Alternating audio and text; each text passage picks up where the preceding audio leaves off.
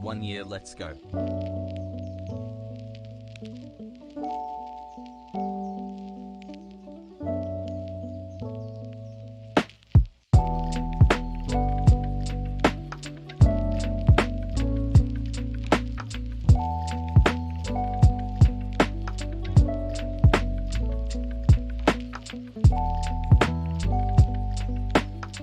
Only 3 more months until the brain rot sets in and I get banned.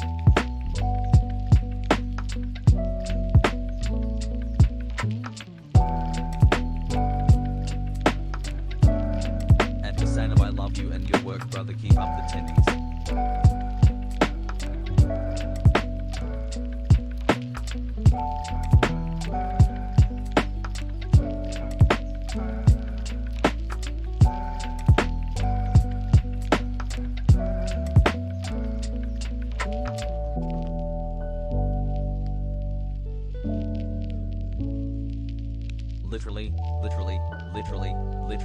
Literally, Holly FA King, what the 13 months, love you, Chad Hassel.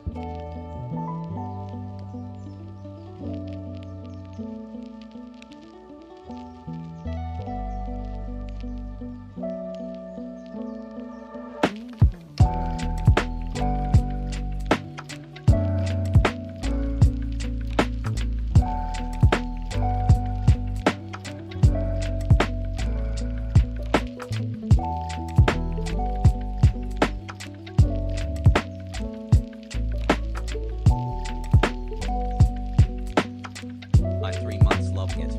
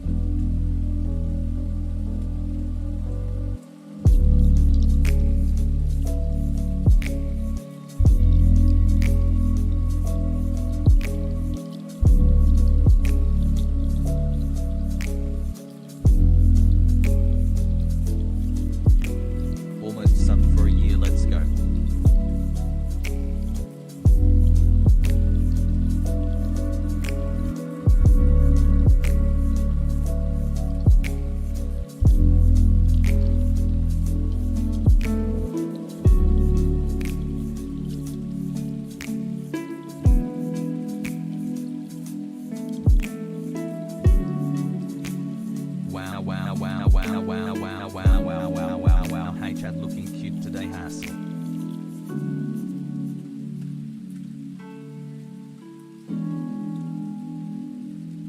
"13 is a strong number.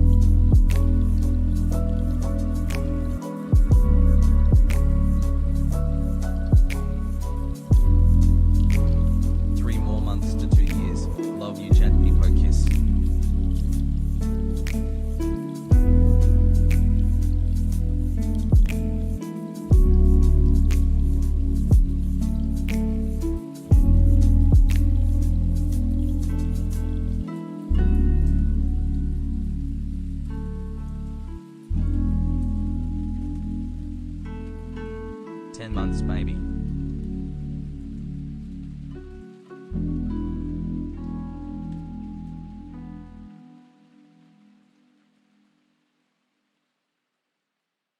"15 months and I still can't find the remote to change the channel from this himbo.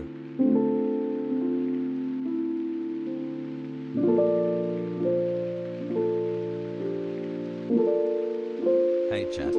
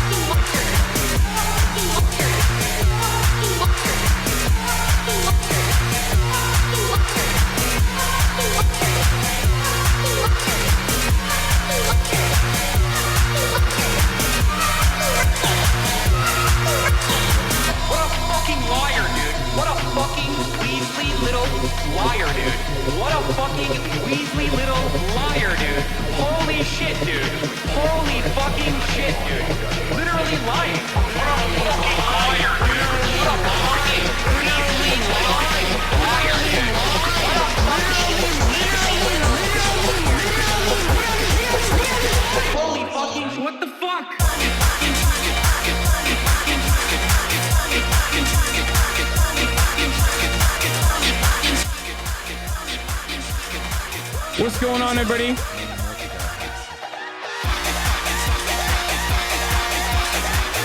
I hope everyone's having a fantastic evening, a fantastic afternoon, a fantastic pre-noon, no matter where you are in the world.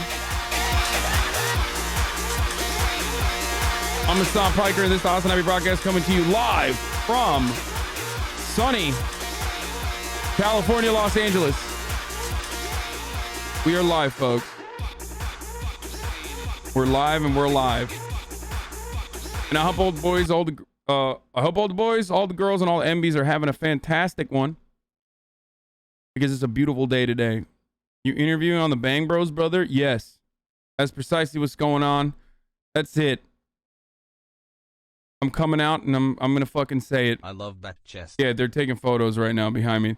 It's very awkward. I've talked to you guys about this before. Like, whenever there's someone here that's doing an interview and then they're like, hey, we want to see like how the fucking, you know, how the sausage gets made. Like, we want to be a part of it. We want to take photos while you're like doing your thing, and then we're gonna never use these photos probably.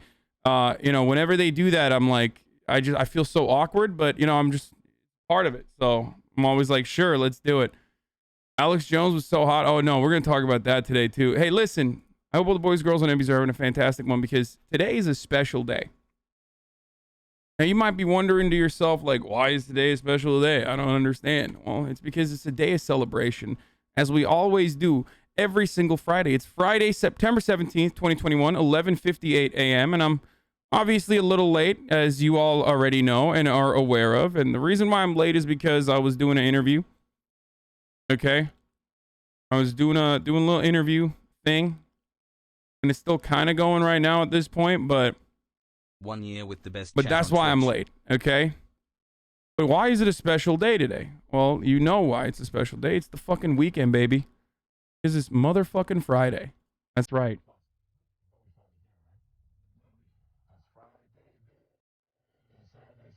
It's Friday again. It's Friday Sunday one. It's Friday again. It's Friday Sunday. This is the most awkward thing to do in front of people. I can't. I'm sorry. I can't dance for you guys today. Okay.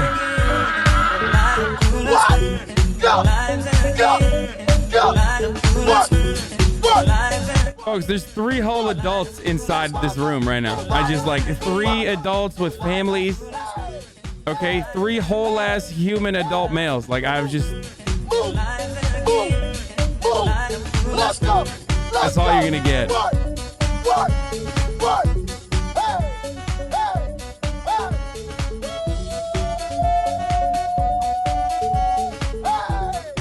But hey, doesn't matter because it's the fucking weekend, baby. All right. This is the part of the broadcast for those of you who don't know, if there's anyone in here, but this is the part of the broadcast where I tell you a little bit about my personal news. Yo, peeps. Okay, OJ's other glove. Thank you for the 50 gifted subs. Holy shit.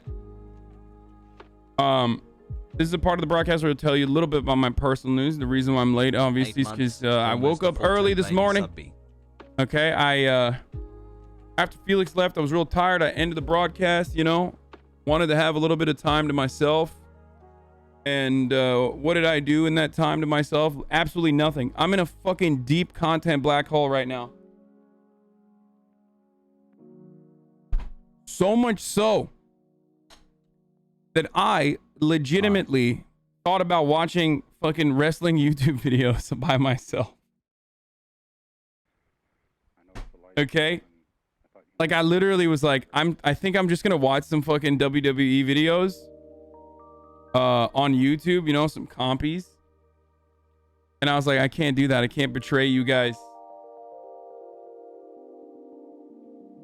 I can't do that to you guys. I can't do, you know, I can't pre-watch. So, instead I just, you know, went to fucking sleep. Why is the stream source 48 FPS today? Wait, what? No, it's not. It's probably on your end. This is the equivalent of those teacher checkups the assistant principal does every semester that causes the teacher to be on the best behavior. Yeah. I'm trying to be on my best behavior. Love you, chat. At this moment. I'm rewatching Sopranos because I finished Righteous Gemstones. It was fucking awesome. It was so good.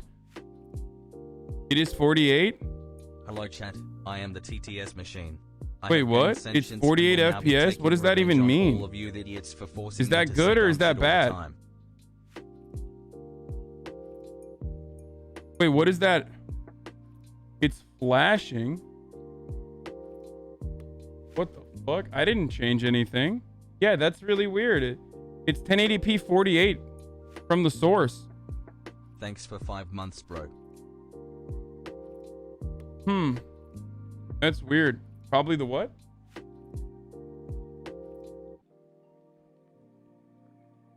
All right, when you flash it, I'm gonna take a look. I'm gonna see it on the other side. No, that's not it. No. On the source, it's just like, I mean, it just looks like shit's flashing behind me, but. Daddy, sorry. Daddy. Is that sorry. Bad or is that Daddy, good, chat? Sorry. I mean, I don't Daddy, know. Sorry. Daddy. Sorry. Daddy. Yeah, they're taking photos and they're adding it to their cringe compilation. Peepo, hey. It's 12 frames. No one's going to be able to tell. Anyway, wait, what the fuck was I talking about? Oh yeah, I'm in a deep content black hole. So I just like, I've been rewatching The Sopranos. That's all I've been doing. Whenever I'm in a fucking content hole, I just go back to the classics, you know, the hits, play the hits. But yeah, went to sleep early as fuck, woke up early as fuck, worked out today. My the left side of my lower back is acting out. I think I'll just forever have back pain at this point. So, you know, it just comes with the territory being 30 years old, I guess. It's just one of those things. Like, Felix was talking about having like morning wood yesterday in the and when he was talking about that, I was like thinking to myself, like, you know, what are some things that I take for granted still to this day that have changed? And I was thinking to myself, like, I wake up in the middle of the night to pee, like all the time.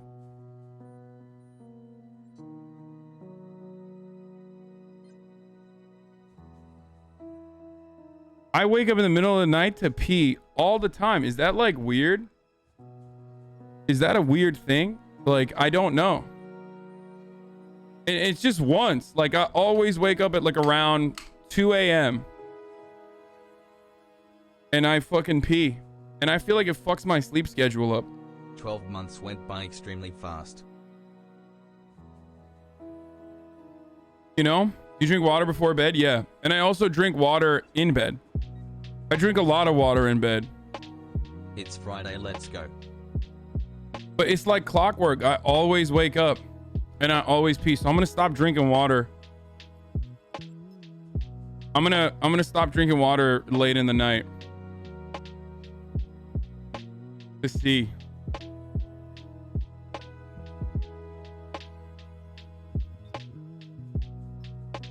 I have a 3 a.m. pee every night. Yeah, that's fucking weird, dude. Nice. I don't know. Maybe I'm dying. Who knows? Anyway.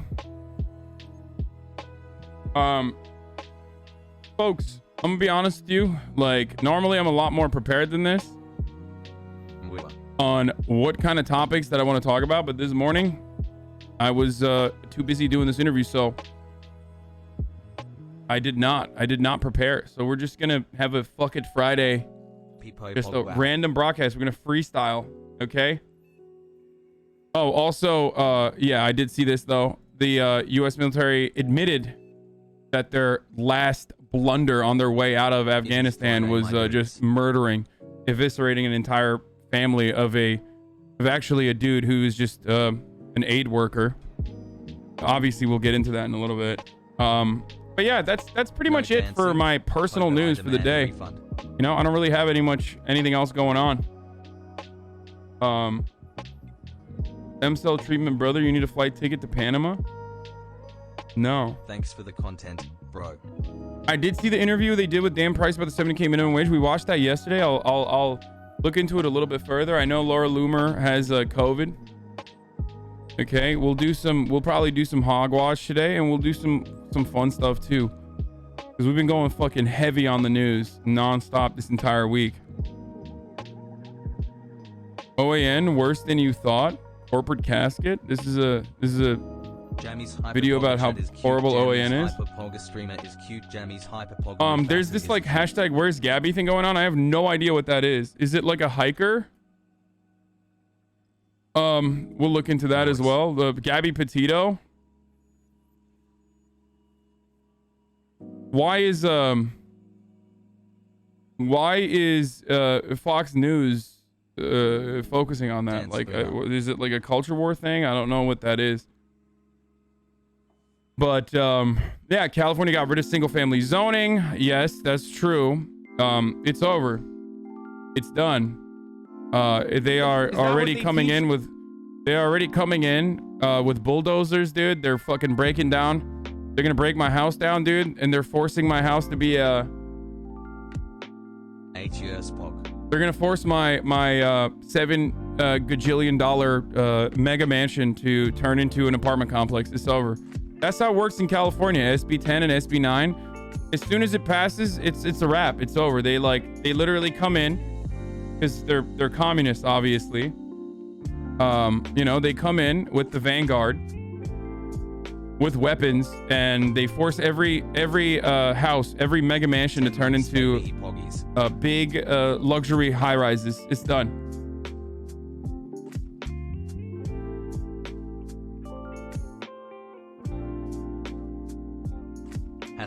Hassle. So the general is there's a general that is apologizing to AOC on Vogue behind the scenes Met Gala. Yo. Oh shit, we'll definitely watch that too. Okay. I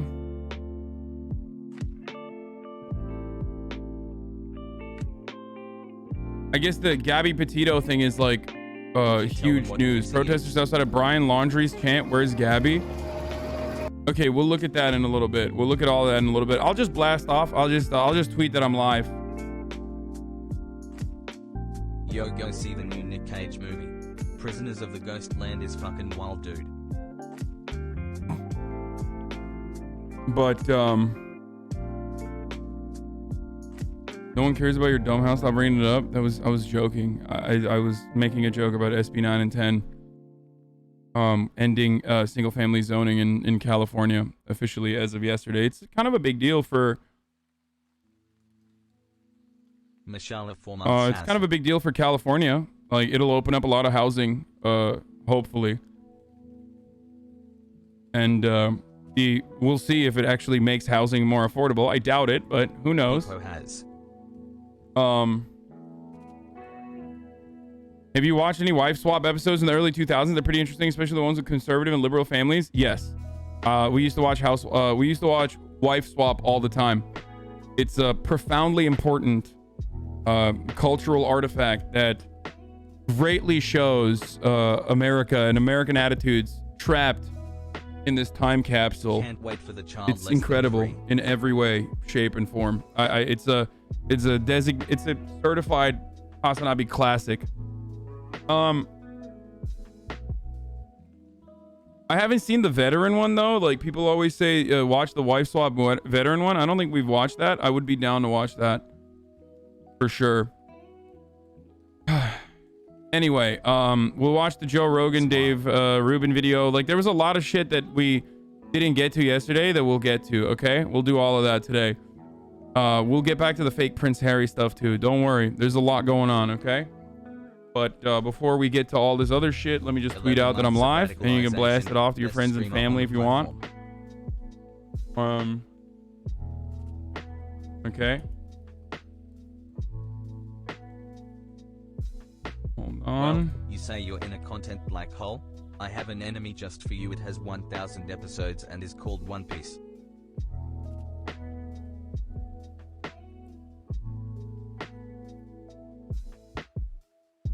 America admits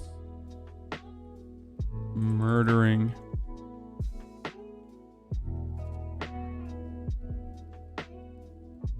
that's a big shout out to fucking New York Times, by the way. And this is why I always say that, like, while there's a lot of dog shit reporting, especially in the op-ed pages of New York Times, which we will actually be talking about, including the Theranos article that came out of that like ex or the Reddit CEO that like wrote an op-ed about the Theranos lady and how sexism is the reason why what's her name, Elizabeth Holmes, is like in even like experiencing a trial. It was like probably the worst possible way of covering that. Like, literally the fucking worst way of covering that trial. Like, today, you know, we're definitely gonna look at that. It's like, it's great. New York Times is just like, fuck it, sexism is actually pretty good. Wait, what is this? Chiropractor. Let me blow out your back until wait, you hold the can't fuck stand up anymore. I'll blow Seems it like out you're the with one the going back mask off massage. here, lmao. What is this? The Popular Cheerio leftist program. YouTubers just going full mask off and telling old, what the fuck? Says, hi, hello chat, I am gay and very excited for Delta Room. Bro, Chapter what 2 the Love. fuck? That is literally not what... Okay. As words. This is like significantly worse than the fucking analogy, okay?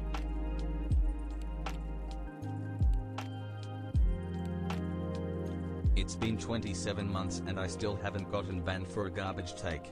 Am I doing I mean, something most of us wrong? knew they all felt this way about their purse puppies, but here it is in 8K. Almost a year in this bee. Time flies. Holy fuck, dude.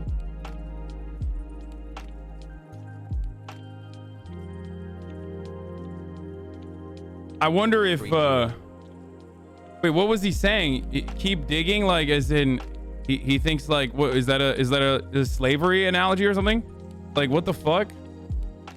That's so fucking stupid. Like, I mean, but why am I expecting a fucking ounce of you know, brain processing power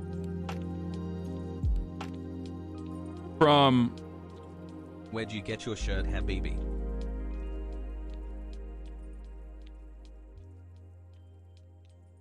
from the guy who's most notable for peeing in his own basement, the quarter pounder?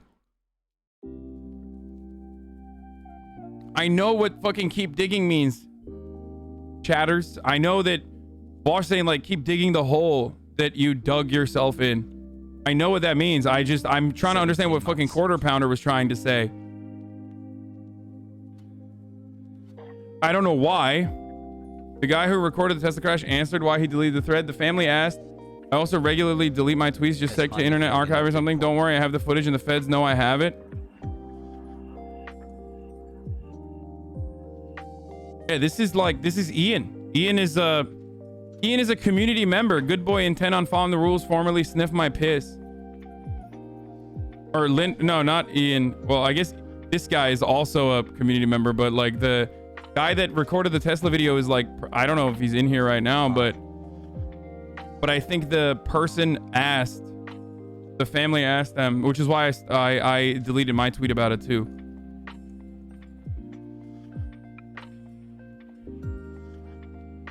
I don't know if the people in the Tesla video died or not. I don't know. But anyway, all right. Fuck, I keep forgetting to tweet that I'm live. God damn it, dude. Fuck. You guys out? Okay, perfect. Thanks for coming, guys. Hopefully that was enlightening and illuminating, and I am very excited to see. Like, all right, perfect. Bye. Yo. I'm not gonna tell you who they are. I'm not gonna tell you what outlet it is for either. Okay?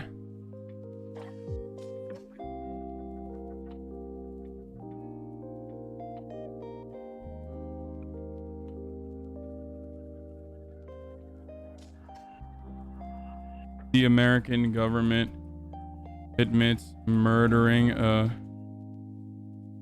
innocent Afghan family and calling them ISIS. We investigate the missing persons case and more news. So much drama. Has high, hassle. Get in www.twitch.tv.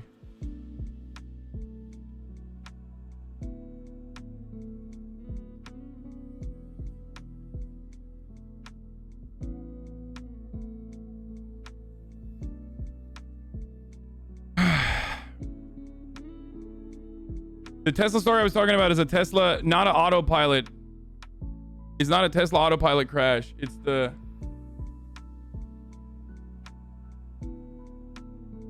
What is this? This is Hasan in 30 years, his critical base theory. It's my birthday tomorrow. A suit that fits properly couldn't be Hasan. Okay, how about you fuck yourselves, okay? You little shits. You little fucking... little shits in this community. I'm sick and tired of you fucking dunking on me on the timeline, okay? God damn it, dude. I'm getting enough hate from every fucking corner of the internet. I don't want to hear it from my community as well. I'm just kidding. It's pretty funny. Fuck you, though. All right. Fucking tweet this right now. Retweet this right now. Not this on the screen, but the fucking tweet telling people that I'm live, okay?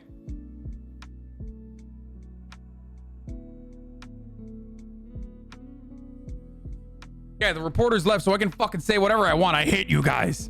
No, I'm just kidding.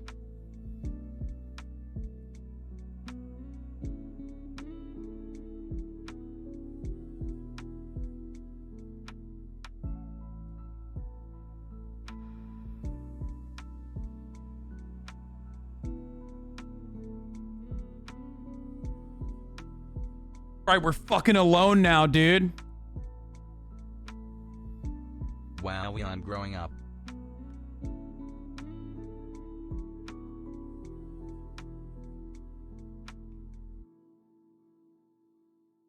This motherfucker dipped? Yeah. Hi, chat. No. The video that we're talking about, I told you about the Gabby situation like a week ago. You glossed over it like it was no big deal, but now that mainstream media picked it up as a topic of discussion, I still don't know what it is. Why are you sad? Like, I don't understand. I still don't know what it is, even though mainstream media picked it up. No, the Tesla video was the Tesla hitting a fucking bump or something in the middle of the road and then literally catching on fire. Like, insane.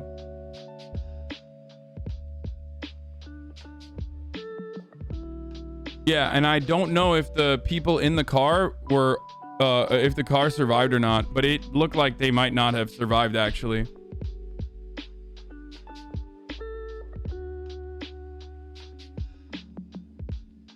Tesla does famously, you know, put you under an NDA and just like dump money into you. I don't know if they did that or something, but no one died in the Tesla thing. It's the same. If it's the same video, car literally exploded, shooting battery cells up to 90 feet.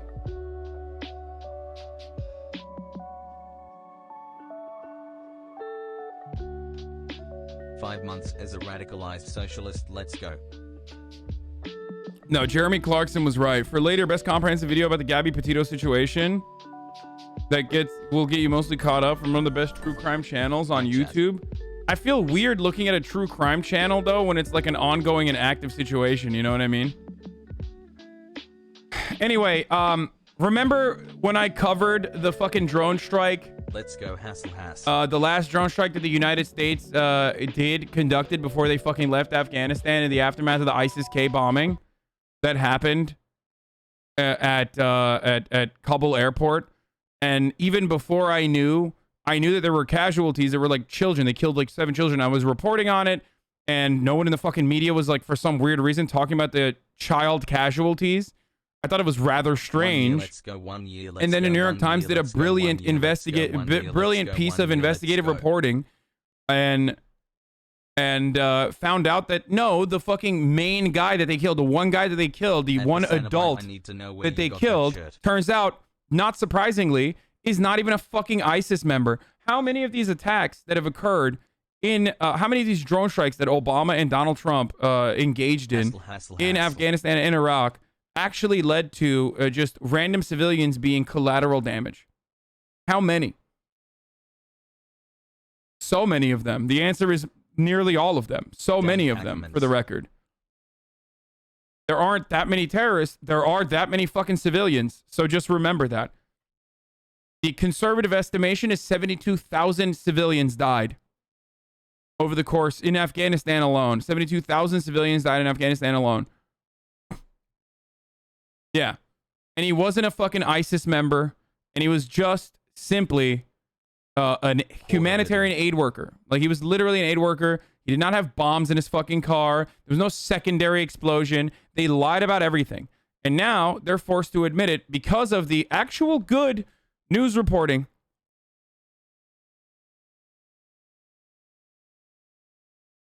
He got murdered. His entire family, like an entire generation of his family, wiped out. 7 children, babies, wiped out for the crime of driving a Toyota Corolla.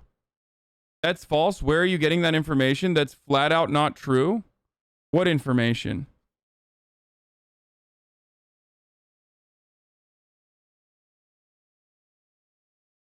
Everything I said. Oh, the 70K?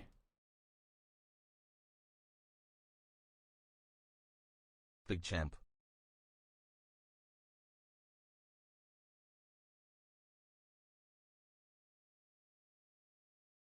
The number ranges from 40,000 to 62,000 to 72,000.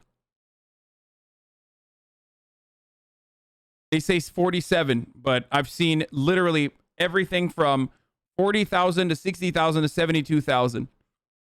We will never know. We will never know what the true number is, by the way, And here is why. My man said flat out false. We will never know the true number of individuals that have died in the Afghan occupation. And the only reason why we will never know that is because they can't account for it. They never accounted for it. In the Obama era, at least, in the Brown, I think it was a Brown study, yes, the 72 or 70,000 number comes from the Brown study, maybe. But the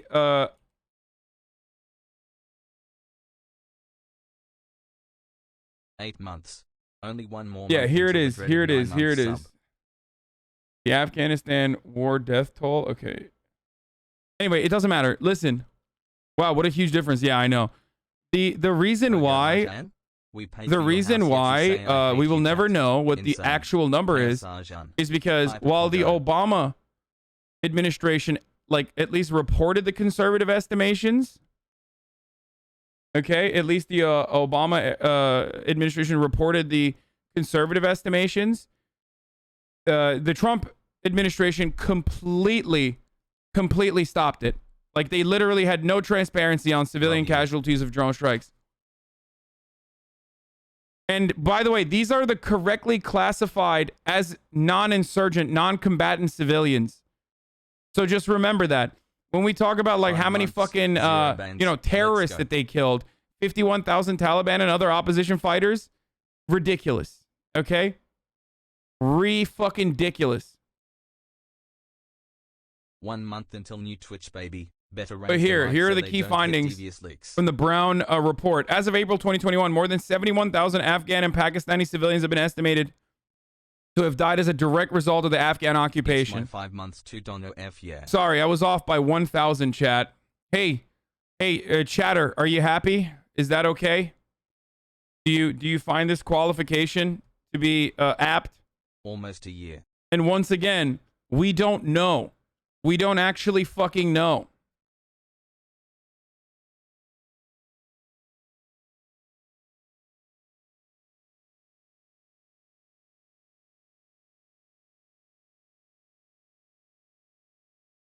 Every number that you will arrive at is going to be a conservative estimation because we will never know the true number of casualties.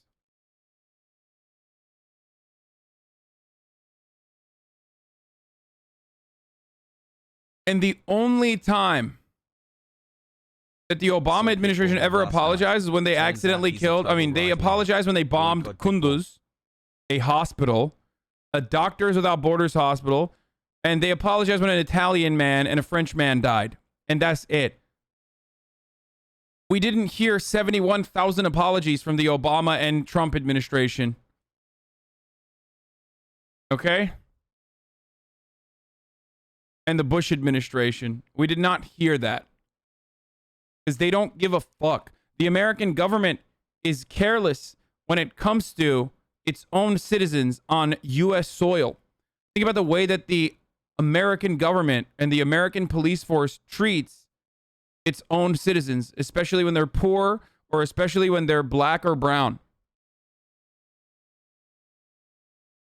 OM resubbed. Oh, someone wrote it. Someone wrote an article. If Obama apologized for one civilian drone victim every year, it would take him every day. It would take him 3 years. Because he expressed regret for 2 Western hostages held by Al Qaeda and accidentally killed in an anti-terrorist operation. 1 yield down. Many more yields to go.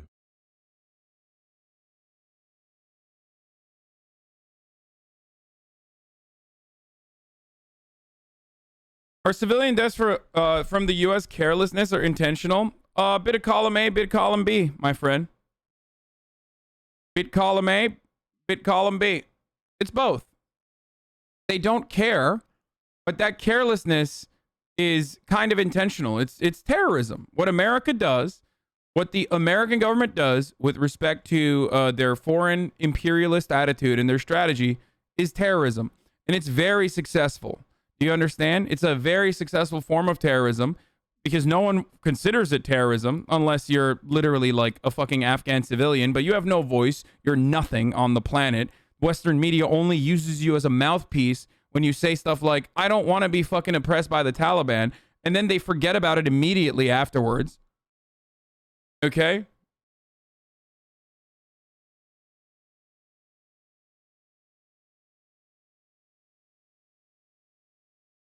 Yeah, the Obama administration has bombed funerals and weddings regularly. I mean, same with the Trump administration. So it's not a fucking real, like, it's not a real concern. It's never been a real concern. It's absolutely awful. Please buy a bigger house with his. And we are going to start off and talk about that. Okay, we'll start with this. But first, what is this? I thought all they taught you was homosexual Marxism. Is that what they teach you in college nowadays? Thanks a lot, Hasan. I was a happy centrist. I thought all they taught you was homosexual Marxism. And my family hates me. Is this the new TikTok sound that's like popping off? Is that what they teach you in college nowadays? I thought all they taught you was homosexual Marxism. Dude, my out of context clips pop the fuck off on TikTok. It's crazy. Is that what they teach you in college nowadays? I thought all they taught you was homosexual Marxism. Is that what they... I wish they taught us homosexual Marxism. POV, a middle-aged white lady heard you telling a kid that sharing is good. POV, you tell someone in STEM that people in the arts work just as hard and deserve to be paid. You know what's kind of funny? Like, I know a lot of Zoomers know who I am and like what I represent, but there's still plenty of fucking Zoomers who don't. And what I fear is that, like, you know, because these out of context clips pop the fuck off on TikTok, I do worry that like some of these fucking people are just gonna think that I'm like this psychopathic conservative, like this psychopathic reactionary conservative, you know? I know that like one of the things that people always use against me whenever they're fucking upset is that, like, I'll say, you know, them blacks, you know, they're coming in, they're doing this, they're doing that, and like they will use that as to be like, oh, he says blacks to like you know, portray Republicans. And I know that like some people tried to fucking get mad at me and say that like that's unacceptable. Or when I said blackface is hot right now, which is funny. It's like, if only they fucking knew that I literally watched an entire, like, I watched blackface and laughed about it for a long ass time in the past, like, not that long ago, in the past month. HasanAbi out of context. History was made on Friday when the first what? History was made on Friday. History was made on Friday when the first what? History was made on Friday with the first ever all-gay U.S. Navy helicopter crew. Oh, sweetie, this is not the first gay helicopter crew, my friend, in the Navy. You kidding me, dude? Yeah, first. Okay, bro. I mean, I guess openly. History was made on... That's perfect. Okay, that's not a bad clip though. That's another one of your sounds that popped out is the eat shit and die, you fucking poor bitch. I do not care about you. You are not worth my time. Eat shit. The Tory government, when a starving child asks for a free school meal. I'm trying to be in a Navy helicopter crew, damn. Why is that important to know your pilot's sexual preference? It's not. It's called pink washing. It's a way to like... It's a way to market the military as if it's not a fucking death machine. And be like, look at how tolerant we are. IDF does it regularly. IDF is the king of like pink washing and green washing their violently oppressive apartheid police military force that is routinely engaging in war crimes.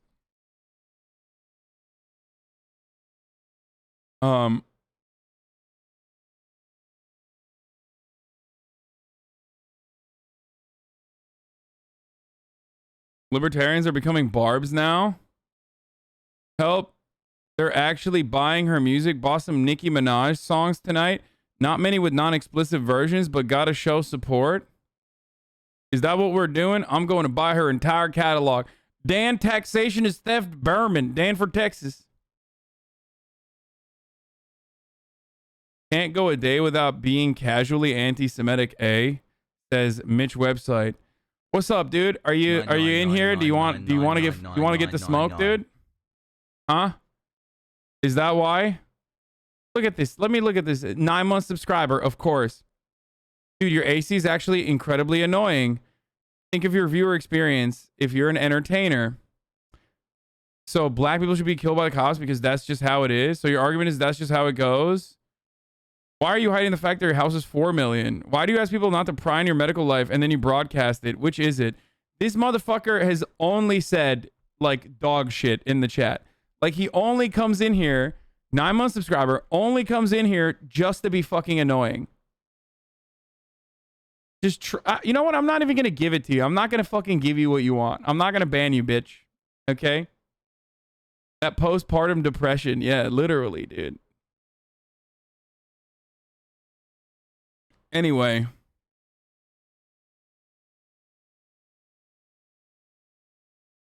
So. Wish you'd been around for OW. Did you see Nikki spiraling on her story? I don't think she gives a fuck, dude. I think she's desperate for friends from any walk of life or any like smash the drone factories. Any like any community on the internet, regardless of what their fucking POV is. Like, if they offer help to Nicki Minaj right now, she'll take it.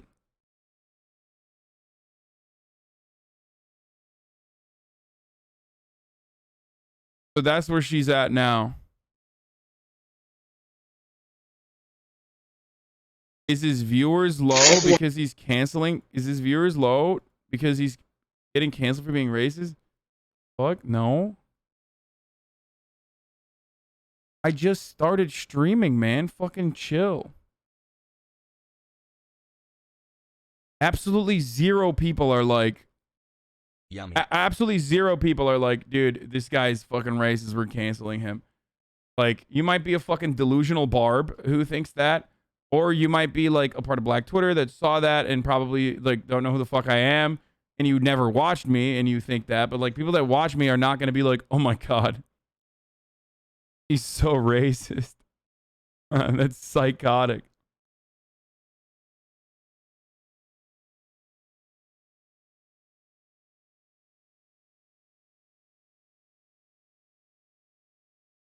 Huh.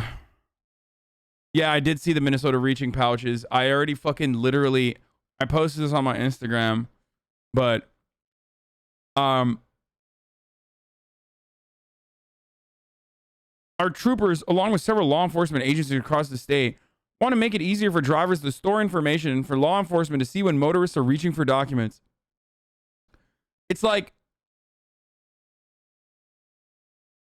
they're basically saying, we're not going to train ourselves to not murder you. It's actually on you. Because guess what?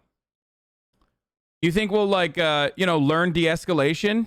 No, that's some pussy shit. That's not what we do. We're the cops. We are an unstoppable force. Like, I love treating the police force like it's a naturally occurring phenomena in the wild. Like, oh, you just died by cop? Oh, fuck it. That's just how it is. It's kind of on you, man. You didn't use one of our clear pouches.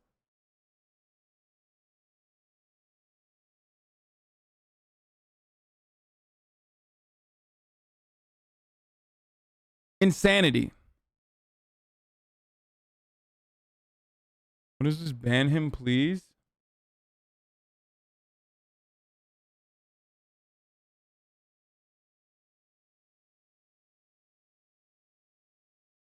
The 2 vids on Nikki on IG if you wanted to watch. Okay, we'll watch it in a second. Full live. Nicki Minaj goes on Instagram Live speaking of covert remarks, Twitter documentary, and more. Again? No, this is not. No, that's the fucking. That's not from today. That's from 2 days ago, bro.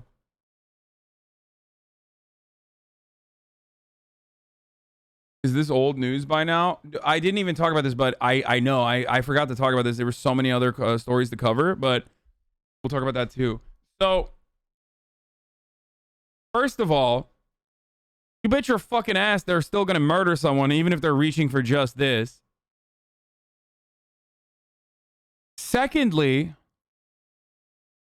so that's number one. Two, what is it, like the expectation is gonna be that like everyone simply has to have these fucking pouches, or else, you know, I guess they're just reaching for a gun. Happy 9 months. Get Like, ready what's to up? ban me, Arjan. I am going to begin to act up. And by the Take care, way, love you, man. this is not even a new thing. I've talked about this before. I've actually covered this before.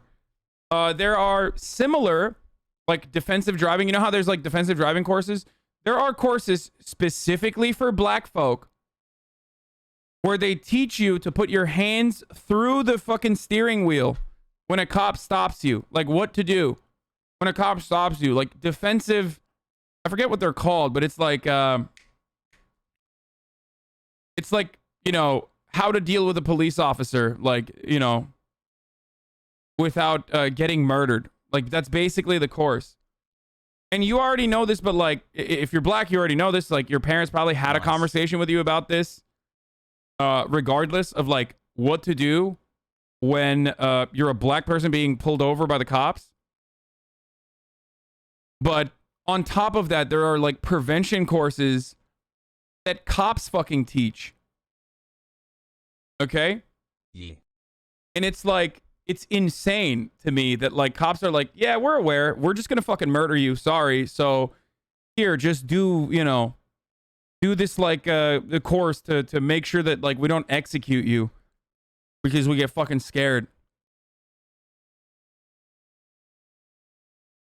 That's cap. Where'd you hear about the black course? Is a POC? They never gave me extra course on how to not die while getting stopped. It's a POC. Okay, if you're not black, then maybe your parents did not have this conversation with you, nor did you ever hear about it. But the course that I'm talking about was like, I forget where it was. I covered it like back in the day at TYT. My man just like dropped it as a POC. I am black, dummy. Okay, well, I don't know why the fuck your parents did not have this conversation with you, but I doubly don't fucking understand why you would come in here and question me for some shit that you don't know about. You know what I mean?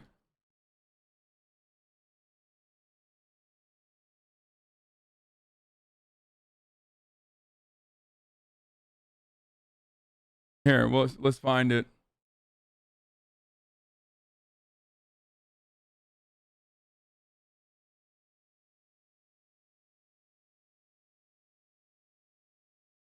Training course on what to do on traffic stops.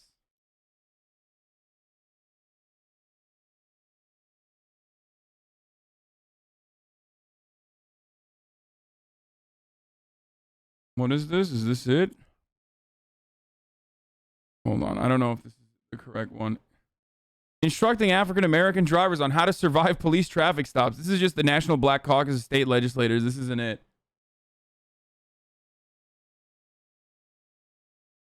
I need to fucking figure this out, dude. God damn it. I wish I could find the fucking article that I didn't read an article about it, but I did shoot a video back in the day.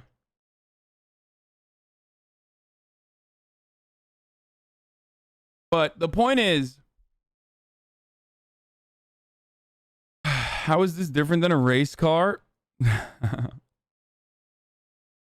If your parents aren't having that conversation, you probably live in a privileged ass place, and then even then I'm surprised you haven't heard it. Yeah. They are called Why'd You Stop Me? Oh, is that what it was called? So there are courses. Oh, it's a nonprofit organization. I don't think this is what I'm talking about though. But I mean, I guess this is kind of that. But yeah, this is one of the nonprofit organizations, which is a stated goal of decreasing acts of violence between police and the public. It conducts programs to dispel misconceptions about police, as well as train officers to better understand community issues. Wait, this isn't it. No. The program that I'm talking about is literally a program where like cops come in and fucking train you they train you on like Pentagon what just to do. admitted to killing 10 civilians and 0 terrorists in the drone strike you talked about a few days ago. Why'd you stop me? Finally, Target they numerous admitted. audience. Wait, what? Pentagon just admitted to killing 10 civilians and 0 terrorists in the drone strike you talked about a few days ago. Finally, they admitted. Yeah, I know. Love you, Hassie. Don't panic. Texas Education Agency sends instructions on police interaction curriculum.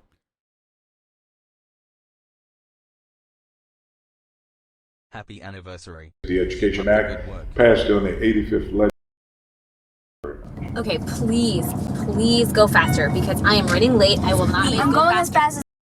Please, just go through the light. Just don't let that light turn red. Okay, fine.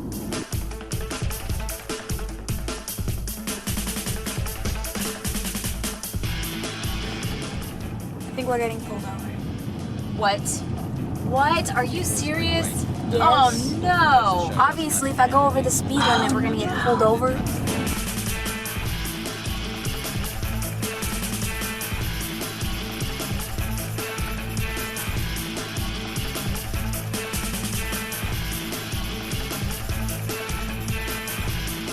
Oh, come on, dude. Black cops with literally like the least targeted group, dude. Like young blonde white women with black cops. Like, come on, dude. Yeah, this is these are the people that definitely get murdered all the time by cops for routine traffic stops.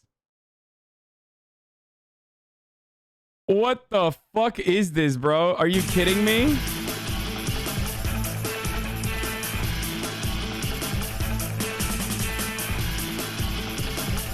Pastor, put your hands on the dash. Pastor, Ma'am, Pastor, put your hands on As the if dash. young, Thank you. as if young women aren't sexually assault on fairly regular basis. What?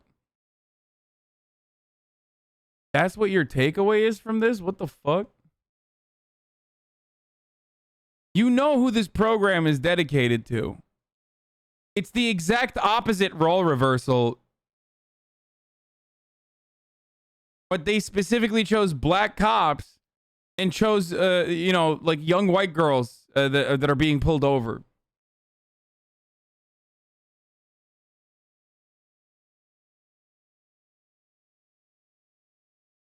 Two months in and I already feel Fidel Castro blood. Woman running creates through my program to veins. show new black drivers how to handle traffic stops. Yeah, this has been done 1,000,000 times over, and they fucking work with cops to do that too. Anyway, but you know, this is obviously the reason why I went on this endeavor here is to show you that like it's a very commonplace thing that Did you takes get the your race card? responsibility away from the cops that should just perhaps, change their training strategy and, have some accountability so that they stop fucking murdering people. But instead of doing that, they're like, nah, we'll just teach citizens. We'll just teach citizens how not to get murdered by our cops by like,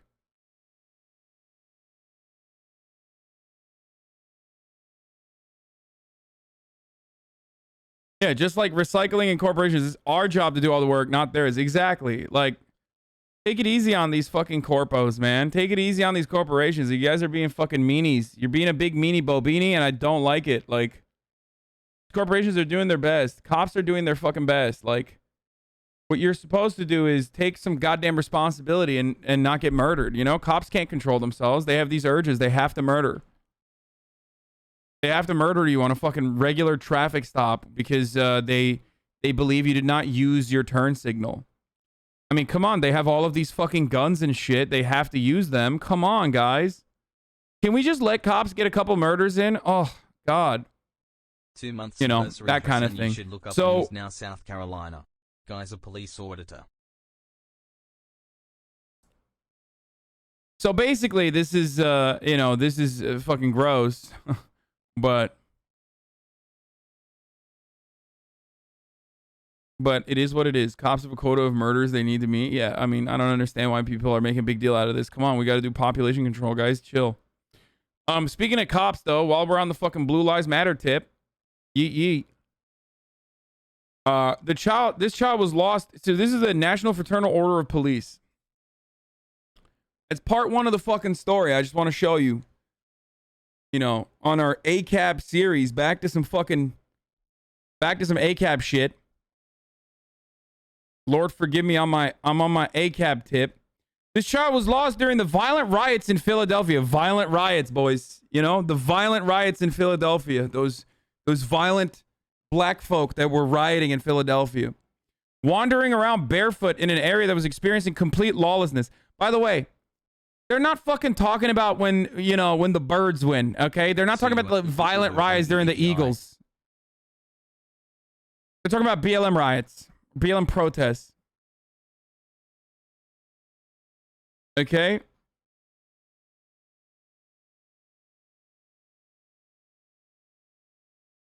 Anyway,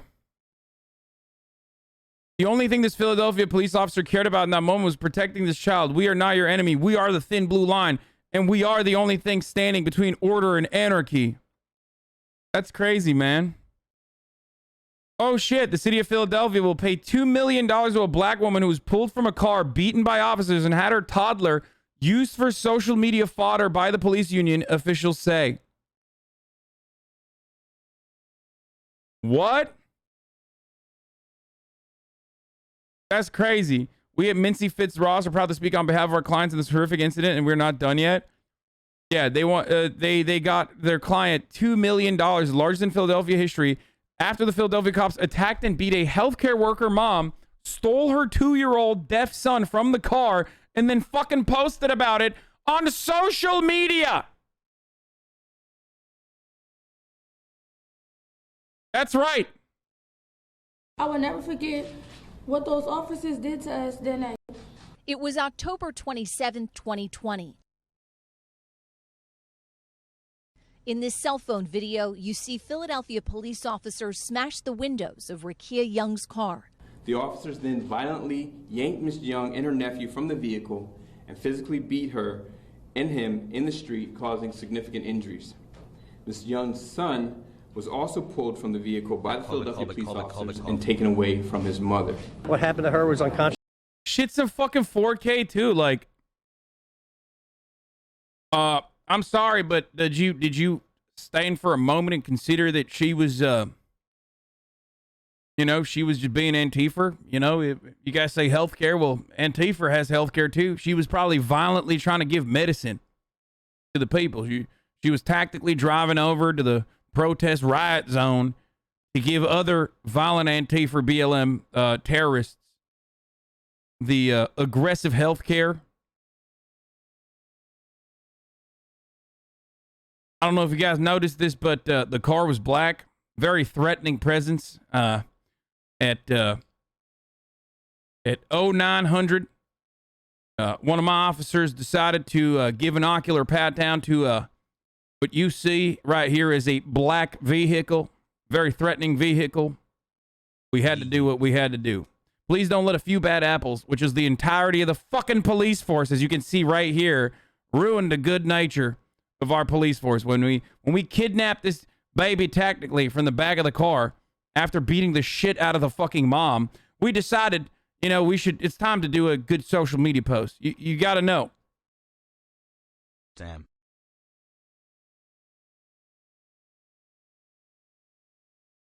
As you can see, we tactically ascertained that this baby itself was also black.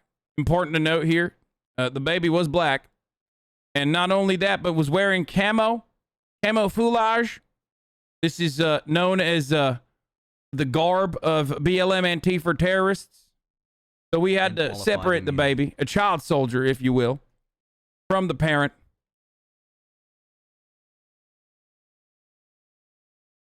You know? I hate some of your takes where your Southern police accent is fucking hilarious. Thank you. So yeah. We then subsequently found the hottest cop we could and made her hold the baby that we had kidnapped.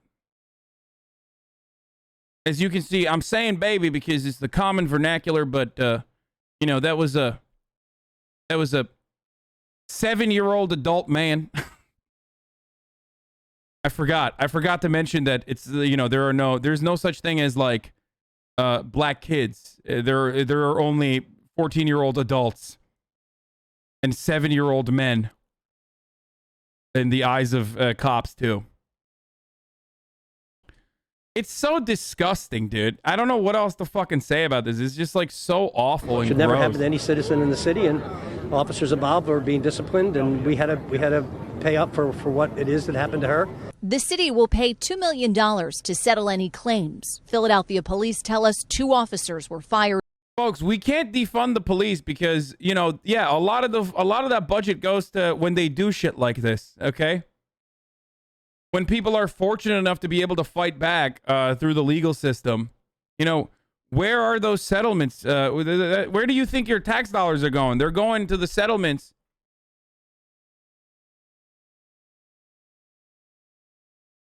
14 others are now awaiting disciplinary hearings. However, this Two officers? What about the 60 that fucking stormed the car, dude? Oh, I'm glad that, 2 have been disciplined out of and only 14 more. Oh, got it. And the only reason why we have that is because someone fucking filmed it, dude.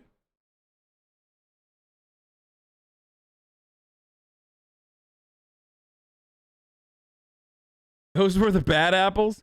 Well, you know how that saying goes. Like, a couple bad apples do spoil the bunch. You know what I mean? So the entire fucking bunch is rotten to the core. Bro, stop over-exaggerating. It was like 30. Shit, I'm sorry, man. It was like 30 fucking Nazi Gestapo hot dog dipshits that were brutally and mercilessly pulling a black woman out of her fucking car and beating the shit out of her and then kidnapping her child 5 months only to take a fucking photo with the child for social media that continued to dehumanize not only the mother but others that look like her by considering what the cops were doing not to be a riot, but instead the reaction to what the cops were doing to be a riot. Thank you. Sorry, how could I have said 60? It was just 30, I guess. Not in the story. It continues with a lawsuit filed by Rakia Young and her attorneys against the National Fraternal Order of Police. The NFOP posted this picture to social media of Rakia Young's son in the arms of an officer that night with a caption that reads in part, "This child was lost during the violent riots in Philadelphia, wandering around barefoot. We are the only thing standing between order and anarchy." All of this was done. I hate the few bad apples argument because if that were true, why is police brutality still continuing? It's not real. It's a fucking way to... It's an incredibly gross and calculated way to try to shift the blame or the responsibility away from the structural design of the police force that literally is created for these sorts of outcomes. Okay? Back to like a couple bad cops. And by the way, those fucking couple bad cops are never bad cops either. They're just misunderstood, okay? It's literally just a way to deflect responsibility away from the entirety of the fucking police force when the entirety of the police force is rotten to its fucking very core. I'm sorry. You can be a good person and you can be a cop separately from that. Many are not, but there could be some. Some could have even joined the police force with honorable intentions. But ultimately, you can't be a good person while in the process of wearing the badge and being a cop. That's just the fucking reality. Why? Because there are plenty of unjustifiable laws that you have to fucking uphold, okay? Before we even get to the fucking attitude, before we even get to the culture in the police force, before we get to the fucking training that is like brutal, the occupying military force mentality that is like pummeled into your fucking skull when you're at the police academy, before you feel like you're constantly in a fucking combat zone, before we get to any of that, there are still plenty of unjustifiable fucking laws, and you have to uphold them as a part of your job. There it is. Okay? That's the reality.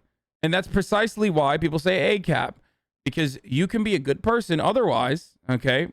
It's unlikely, but, you can be a good person otherwise, but you can't be a good person while in the process of being a fucking cop. Very rarely are there stories where like a cop does the fucking right thing, more often than not, when the cop does the right thing, like not shoot someone who is clearly suicidal, for example, they get fucking fired. Okay? The easiest way for a cop to get fucking fired is when they're doing the right thing and not doing the cop thing. Okay? 1 week before a contested national election in order to advance the political interests of the NFOP. For them to portray me as this type of mom who wouldn't know or care what her child was while chaos was happening, all of them was very hurtful.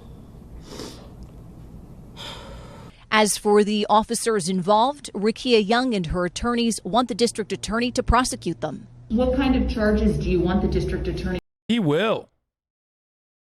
He will. One of the fucking few district attorneys in this country that will actually do that, by the way, for the record. I just want to point that out. So, you know, we'll see. To file against these officers. Aggravated assault, recklessly endangering. Larry Krasner is the district attorney, and he actually is. I mean, a lot of people criticize him too, of course, because like he's a fucking DA still. But he is one of the few district attorneys that is actually progressive. Okay, so I look forward to him continuing this assignment. Another person, simple assault. This was nothing more than an attack that would be perpetrated by any random street thug. Daddy? Sorry. Daddy? On Sorry. July 2nd, Daddy? GABBY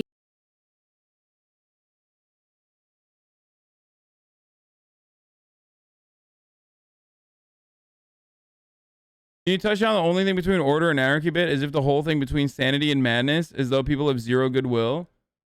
Well, when you're a fucking cop and all you see is violence and you're a fucking violent hog, you probably expect others to be as fucking violent as you are, you know? That's why they have that. It's pure projection, I think. I would suspect that cops saying that, they're doing a little bit of self-report. Now, I will clear up a very common misconception for the record. I will clear up a very common misconception, which is that, like, well, black people like cops and blah, blah, blah, blah, blah, blah. Like, okay, yeah, no. Everyone just wants order, okay? Everyone wants order.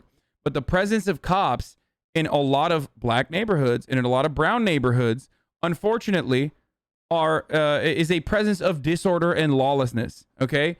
Cops don't create an environment of law and order in lower income communities and in marginalized communities. They operate like a fucking occupying force. It's basically impossible for you to comprehend this if you've never talked to someone or if you haven't studied this or if you haven't lived it, okay? That's the problem. So when people say like we want we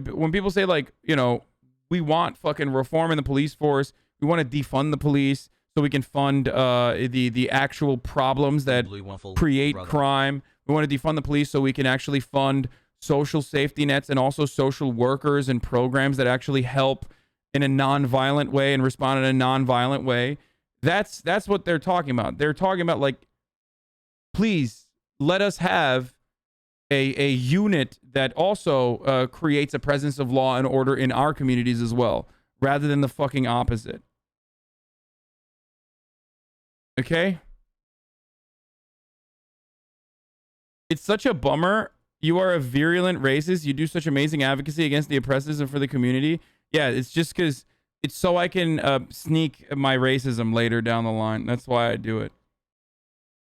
You know, that's a common misconception is that like no, that person is joking, chat. They're making fun of the fucking barbs that literally say that all the time. Or have been saying it for the past couple of days.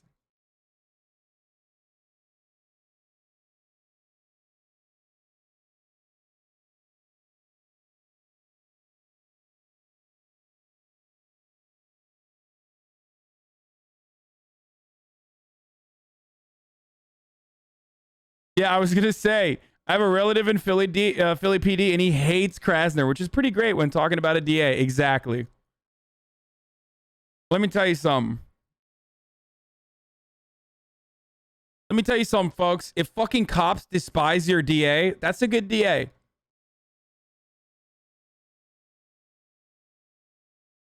Your mum. 26 months Habibi. Yeah. I love earning the trust of black people and like regularly fucking doing anti-racist agitprop and trying to educate as many people as I can with by using my privilege, my white passing privilege for good, only so I can just be racist. That's the main reason. Like, it hasn't happened yet, but like, you know, that's the goal ultimately. That's why I do this. You guys, it's the long con, yeah. Instead of just being racist, which is literally how so many people make their money, and so much more money, like unimaginable amounts. Like if I was anyway, I'm not gonna get into it further. Yeah.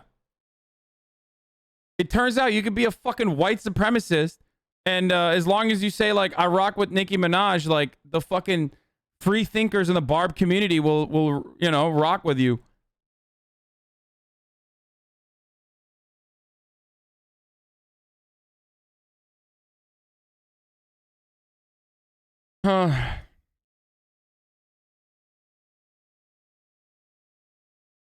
What is this? 12-year-old boy calls out homophobia while playing video games and it's amazing?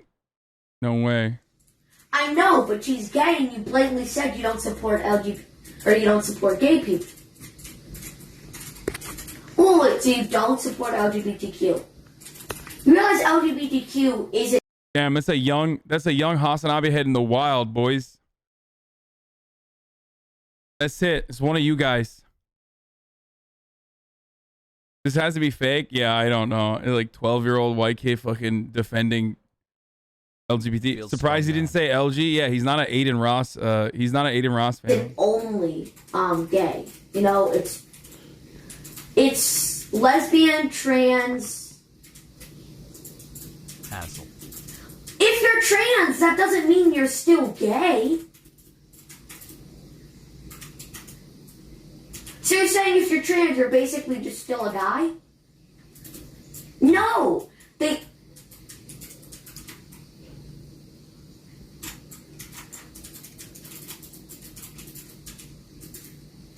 No, it's not. Maybe they didn't want to be. Kids already got the fucking bi stance, so. Chatters that were saying bi erasure, guess what, dude? Look at the way the kid's sitting. That's right. He's bi-sitting. A woman or a male. It's their decision. What's the matter with that? Let's say someone was... No, like I genuinely do care because I do want to have this argument. That's fucked up. Because let them...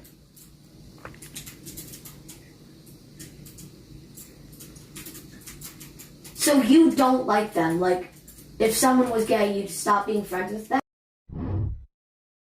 What the fuck?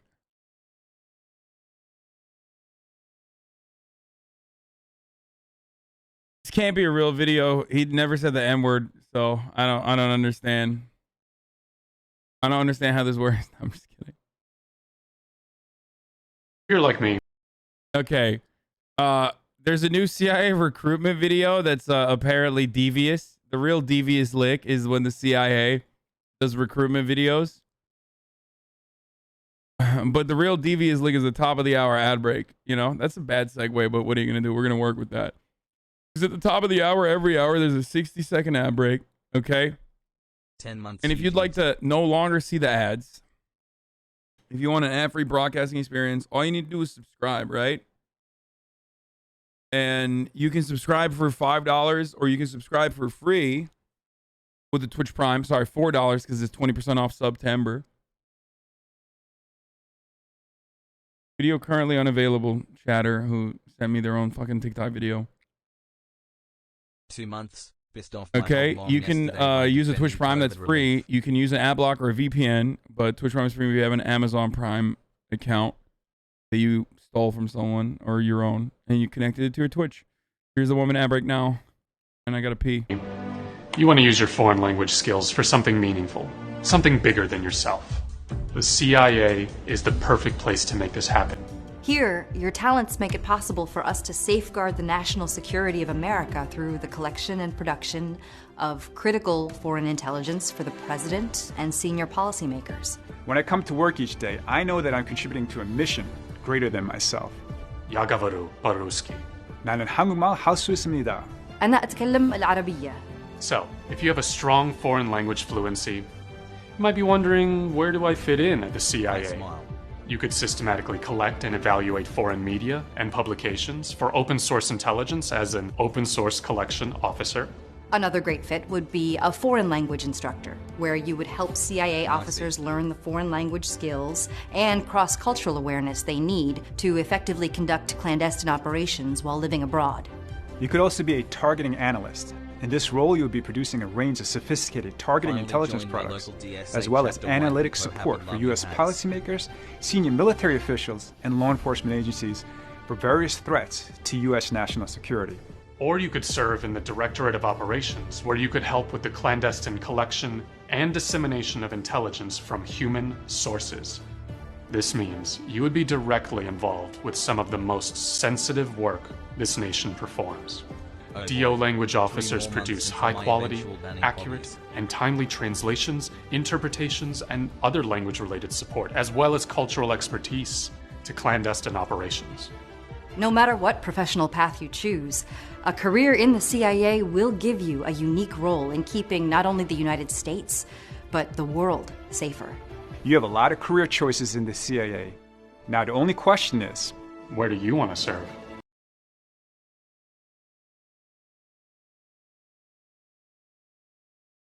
Dude, think about it. The clandestine operations.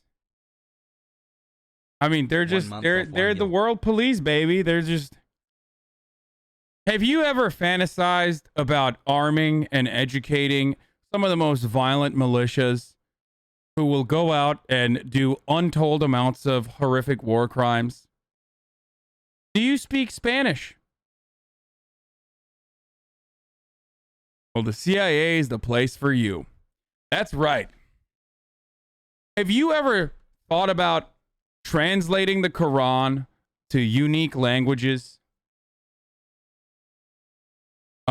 that weirdly say stuff like or have you ever thought about writing up Do you think we'll get gaming today? writing up first grade education material and putting USSR soldiers in the math textbooks as, you know, bombs and enemy targets to kill?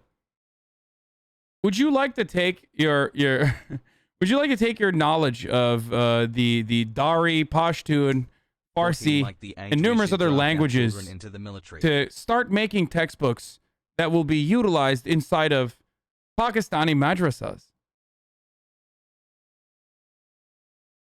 Best streamer, love you, Hassel. Thanks, Hasan. I'm joining the CIA. I'm going to be a state-funded terrorist now. My current U.S. foreign policy poll professor worked for the CIA for 10 years and was assigned to Afghanistan. She was promoted to the National Security Council. Oh, Jesus. Got blood on her hands, dude. Can't tie for the streams.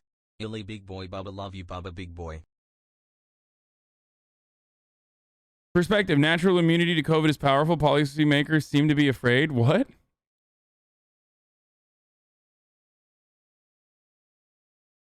I'm doing my part.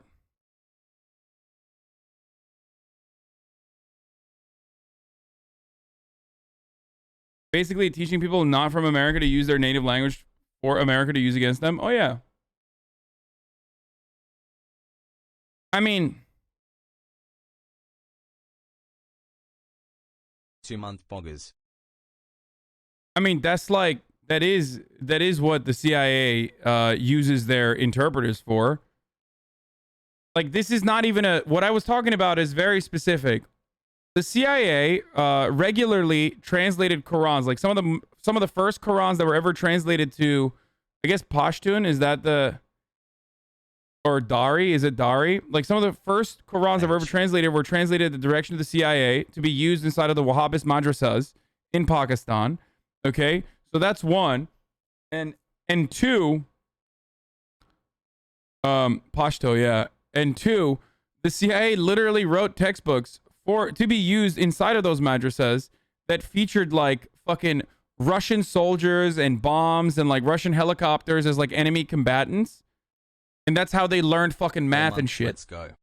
These are both things that are still used, by the way, to this day. That's how the CIA was utilizing translators at the time. It's not even a joke. Glad to be here, Arjan.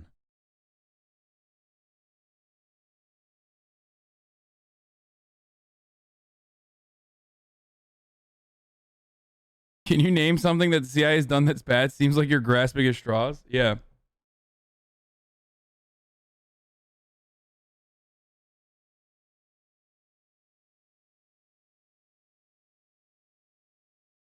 There are federal agents outside my home. 7 months hassle. From US, the ABCs of Jihad.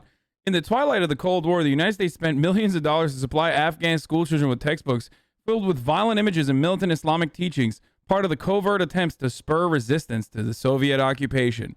The primers, which were filled with talk of jihad and featured drawings of guns, bullets, soldiers, and mines, have served since then as the Afghan school system's core curriculum. Even the Taliban used the American-produced books, though the radical movement scratched out human faces in keeping with its strict fundamentalist code. As Afghan schools reopen today, the United States is back in business of providing school books, but now it is wrestling with the unintended consequences of its successful strategy of stirring Islamic fervor to fight communism. What seemed like a good idea in the context of the Cold War is being criticized by humanitarian workers as a crude tool that steeped the generation in violence. From the WaPo, not biased at all. The fact that they were able to write this in 2002 is insane to me. And the only reason why I say that is because at the time, shit like this was never even talked about. Literally, the entire mainstream media was gung-ho as fuck about going into war with Afghanistan and Iraq.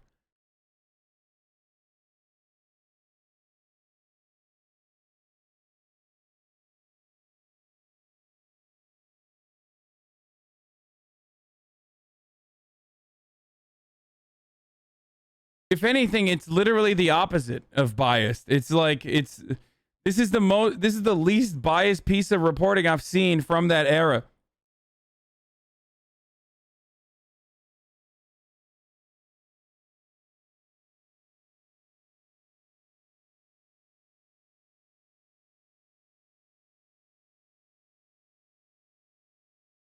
Anyway,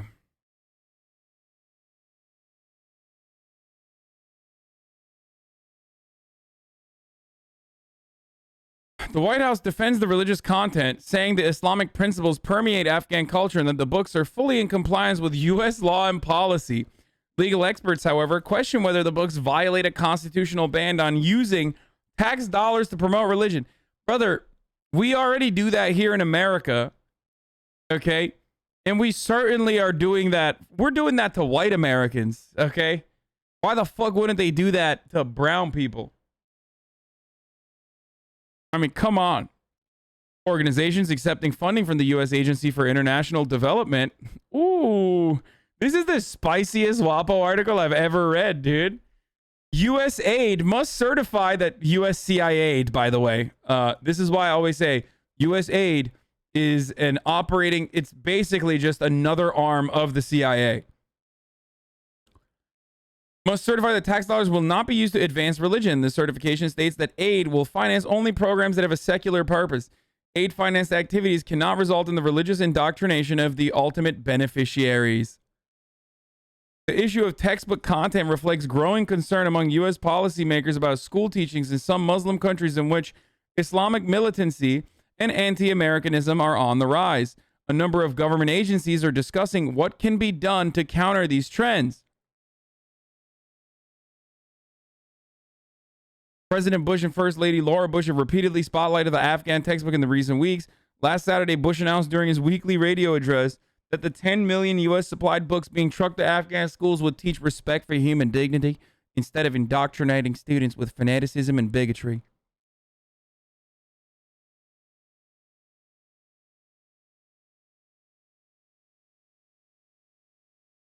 I love that, like, the American, even in an instance where the American government is like admitting that they did this, there's still chatters who are like, well, that's WaPo, so it's biased, brother. That's WaPo. It's biased on behalf of Jeff Bezos, approximately 10 years before Jeff Bezos even bought it. That's right.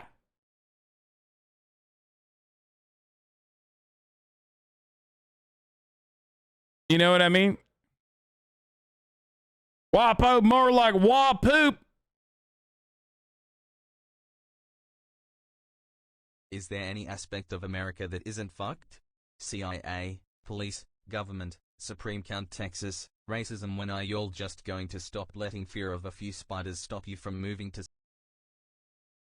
Superior country of Australia? I'm not moving to Australia, dude. That's never happening.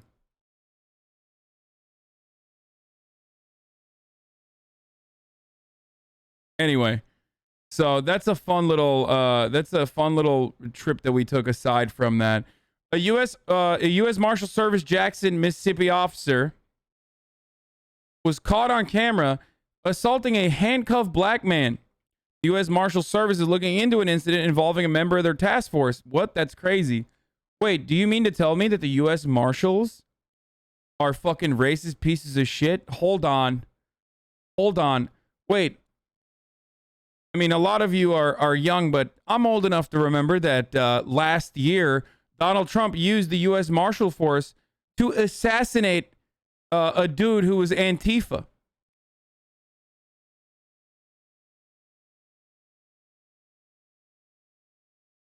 Do you guys remember when Donald Trump openly fucking bragged about using the U.S. Marshals to assassinate the fucking dude Michael Raynal in Portland, who shot and killed a Proud Boy?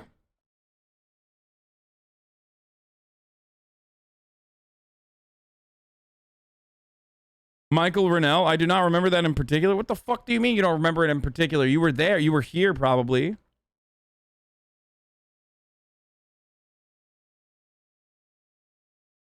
Bro, how the fuck do you guys not remember this, dude?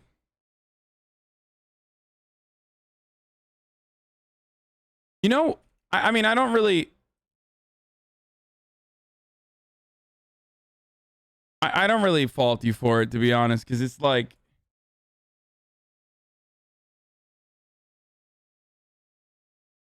I mean, here it is, here. Here's a video of Trump bragging about U.S. Marshals killing an American citizen. Portland so bad that one would take 15 minutes to... You know, for those of you who are like, that's crazy, like that would never happen. Unpoggers. Portland so bad that one would take 15 minutes to set. 15 minutes. And the man that shot another innocent man, this was an innocent man shot, killed. What he's talking about is like a fucking Proud Boy white supremacist that was killed because he was bear macing motherfuckers in the middle of a crowd in Portland. And he was shot by a leftist counter protester who was providing security for the leftists there. Instantly killed. I said, what happened? Well, we haven't arrested him 2 days, 3 days went by. We sent in the U.S. Marshals. Took 15 minutes, it was over. 15 minutes, it was over. We got it. He literally is flexing that he murdered someone, dude. But it's okay because and I remember at the time, like, Obama violated due process and assassinated Americans, so I don't know why some people are surprised Trump was at least as bad. Yeah, no, 100%. Like, yeah, it's the same energy. It's the same vibes. They knew who he was. They didn't want to arrest him. And Vice literally did an interview with this guy, and then 2 days later, the president assassinated him. Freedom fries are coming back. France has recalled its ambassadors to the U.S. and Australia. Its foreign minister says Australia's cancellation of a contract to buy French conventional submarines in favor of the nuclear-powered subs built with U.S. technology is unacceptable behavior. Oui. And we will do everything we can to... I missed you. We will do everything we can in our power to stop and help Quebec now. Vive la libre Quebec!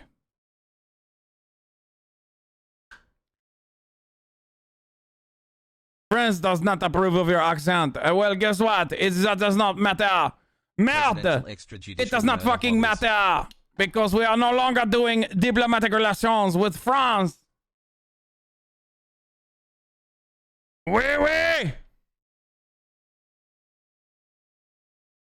Someone said, well, we are about to do the Louisiana repurchase. I am a francophone.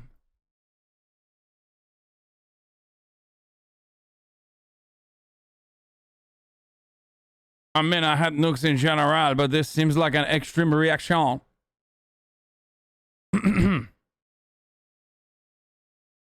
France said last Friday that it was immediately recalling its ambassadors to the US and Australia after Australia scraps a big French conventional submarine purchase in favor of nuclear subs built with US technology.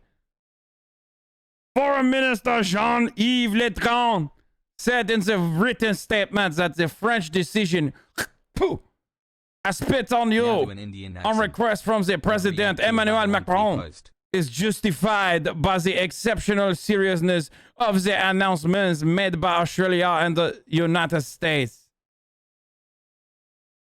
He said Wednesday's announcement of Australia's submarine deal with the United States is unacceptable behavior between the allies and partners. That is right. Unacceptable. You were supposed to buy our war machines, not the Americans. Oui, oui. Je ne parle pas français. It's kind of funny, though, that they're just like butthurt that... I love that they're butthurt, not because of like nuclear subs or anything like that. And the nuclear subs are going to have conventional weapons. Okay, they're just powered by nuclear, but they're conventional weapons. But yeah, France is just fucking mad that like they couldn't get the bag. You know what I mean? How could Australia do this to us? What the fuck? You are supposed to buy our submarine, not the American. Okay? Earlier Friday, a top French diplomat spoke of le crisis in relation with the US. Le diplomat, who spoke anonymously in line with the customary government practice, said that for Paris, this is a strategic question concerning the very nature of the relationship between Europe and the United States about the Indo-Pacific strategy. He would not speculate on the effects that the situation would have on France's relationship with the US. They said, there's a crisis.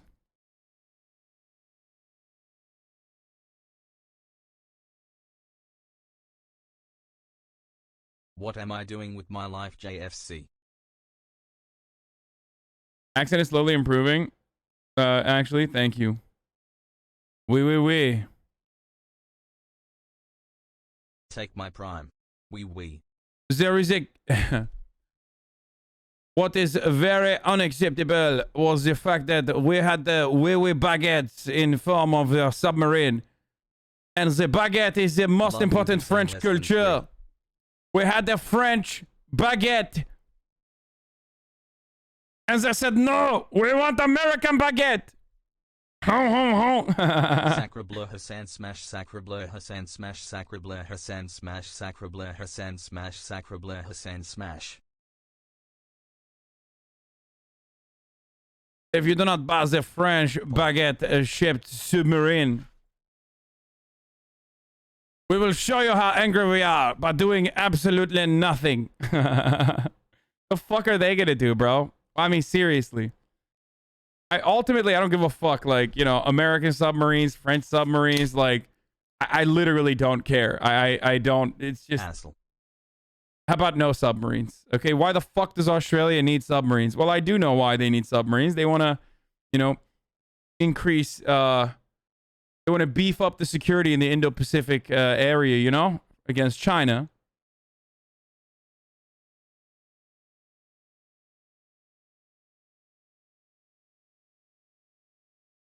Yeah, what's France gonna do, bro? They're gonna take the Statue of Liberty back?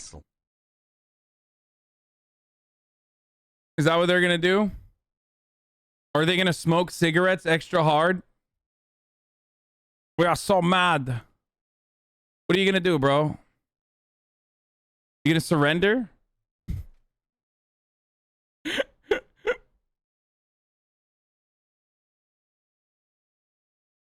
Take my submerge, baguette. Like, if there's gonna be a Cold War II electric boogaloo, France is like, you need to do it with the French baguette submarines, not the American bullshit. See time Merde. now, mon ami. Z-subs should be ours. Hasan, I'm a French frog, and as much as I hate you for it, I admit this accent is so good. J'approuve, bravo. Thank you, my friend. China is the elephant in the room. When will their people rise up for another revolution? Like, the funniest thing is, like, French people are so fucking brutal and so revolutionary to their own. But when it comes to, like, foreign policy, they're like, we are not participating in it. We are too busy burning our own fucking city. Because of a 5% increase in taxation. Which, by the way, much love, you know? I mean, or they're like, 7 Muslim immigrants came into the city. It's time to blow it up now. It's time to... it's time to revolt. Every fucking weekend, dude.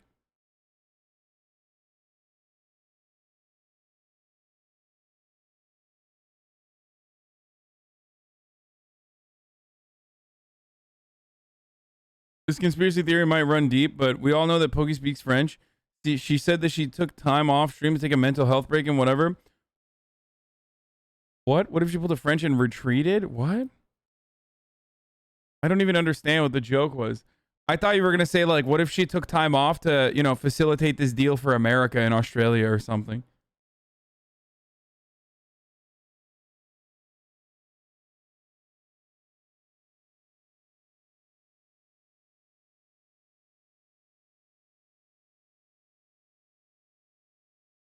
You're just mad that Americans are incapable of doing a proper revolution? I mean, yes, I agree. Yeah, Ton accent is de la merde. No, your accent is de la merde. Fuck you.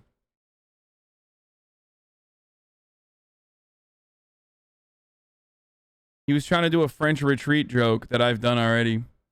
France is ungovernable, though. That's the difference. I agree. The only time that the French can fucking unify on anything is when they're like, you know, Muslims should not be in our spaces or something, you know? So anyway, but going back to this, this fucking psychopath was caught on... Right? Oh my God! Oh shit, that's so loud.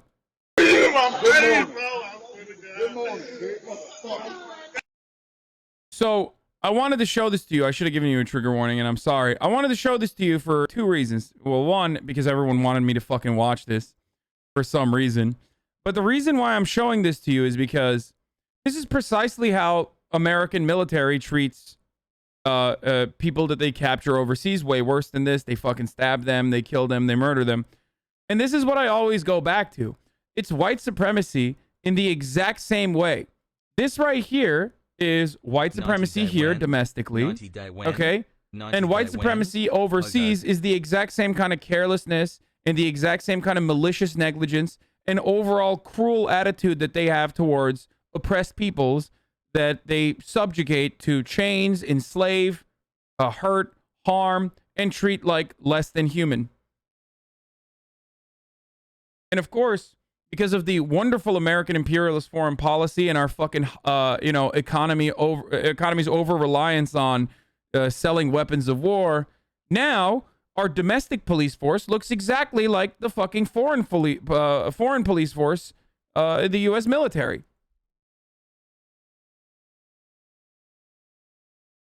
I can't wait to see how the Chuds spin this.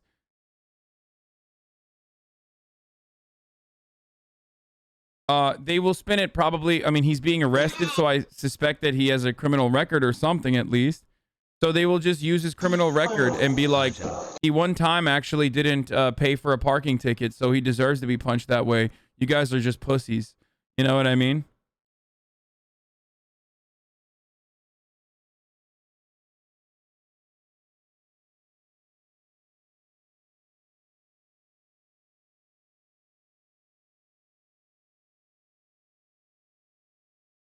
So, yeah.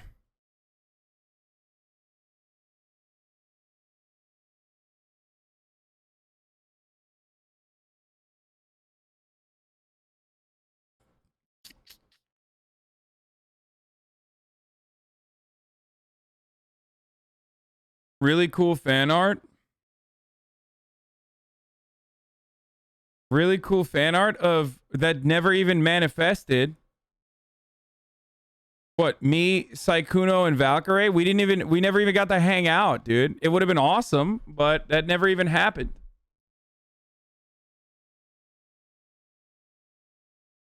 Unfortunately. Did you upgrade your camera? Looks crisp. No, I did not actually.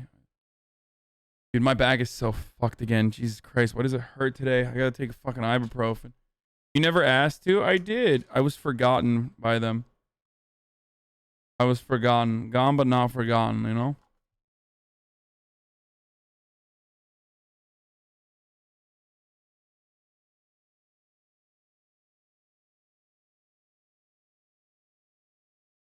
He can't upgrade his camera because he bought a new house? Yeah, that's true.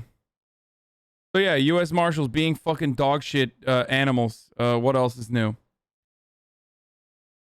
Matt Rosendale, representing the state of Montana, came out with a fire Twitter thread. Banger alert, chat. Today I learned that 75 refugees from Afghanistan will be arriving in Montana. I strongly oppose the resettlement of these Afghan nationals in Montana. Yeah, guess what, dude? Here's what I'm going to say about this. Me too, motherfucker. Why are you subjecting Afghan citizens, after all of the fucking hurt and harm that you've caused them, to living in fucking Montana? Okay? Yeah, don't send him to Montana. Fuck this guy.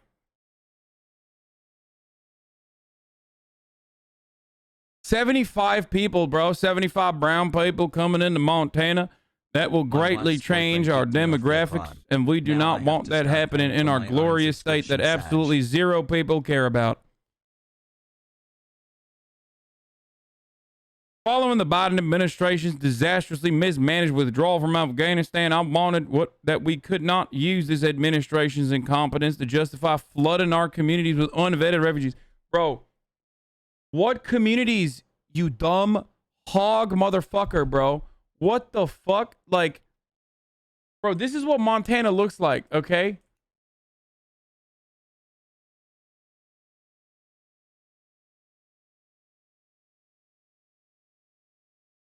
I mean, it's actually pretty beautiful, but let me find one. Let me find a video that's not like just nature. Attack 22-year-old hostess in NYC.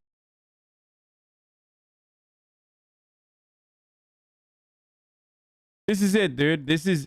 You want to know the number one? You want to know the biggest fucking population in Montana, dude?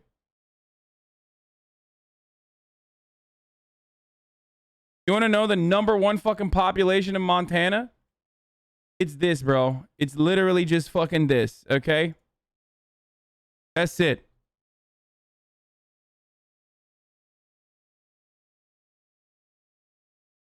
The fuck do you mean? It's just like open pasture and cattle.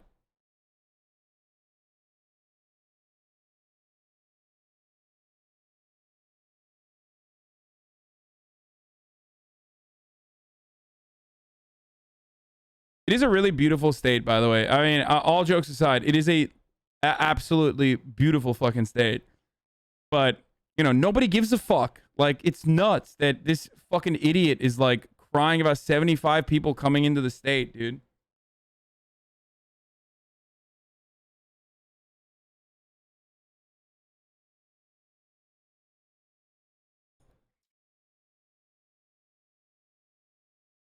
The traditional vetting process for these individuals is a 14-step procedure that takes well over a year. Mass evacuation of over 100,000 Afghan nationals in a matter of weeks was made proper vetting of these individuals damn near impossible. At this time, it appears extremely unlikely that the Biden administration properly vetted the Afghan nationals being resettled in Montana. Bro, literally, don't worry, okay? I mean, I said this, I already joked about this, but like, I mean, it's not even a joke. Like, it's really harmful to just like send them to fucking Montana, okay? I mean, send them somewhere cool. Like, what the fuck?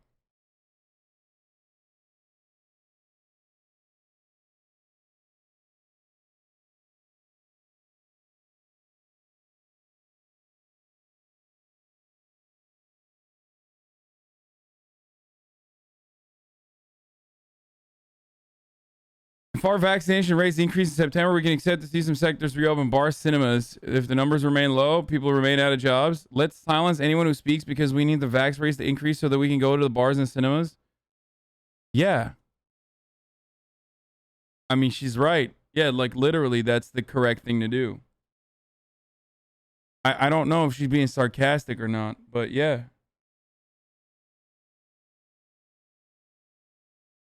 Pog. Dude, I was gonna shit all over Montana like I always do about like Arkansas, you know what I mean? But Montana is a fucking beautiful ass state, dude. It really is. It's so pretty. Like it fucking sucks. Like there's so many hogs, but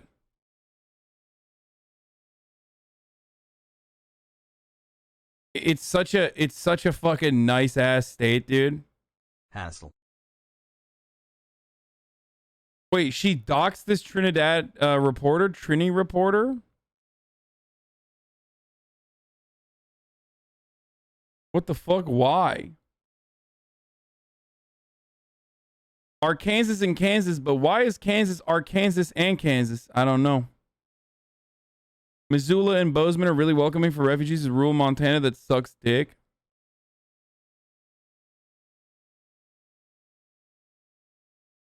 We are going to talk about the Pentagon acknowledging the murder of the Afghan aid worker and the subsequent lies that they fucking told.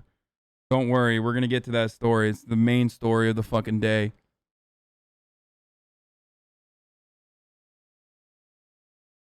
It's not fair to make fun of Montana when they're not here. They haven't gotten internet yet. That's true. Montana is actually a lot like Afghanistan, more beautiful than people think, but no one goes there because it's difficult to navigate considering anywhere you want to go has a mountain in the way. Yeah.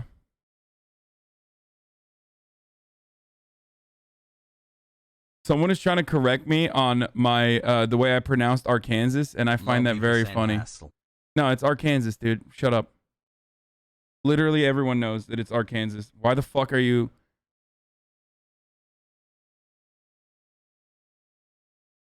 Thanks for 2 months of hog news.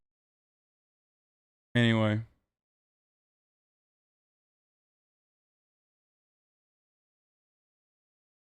It's Arkansas.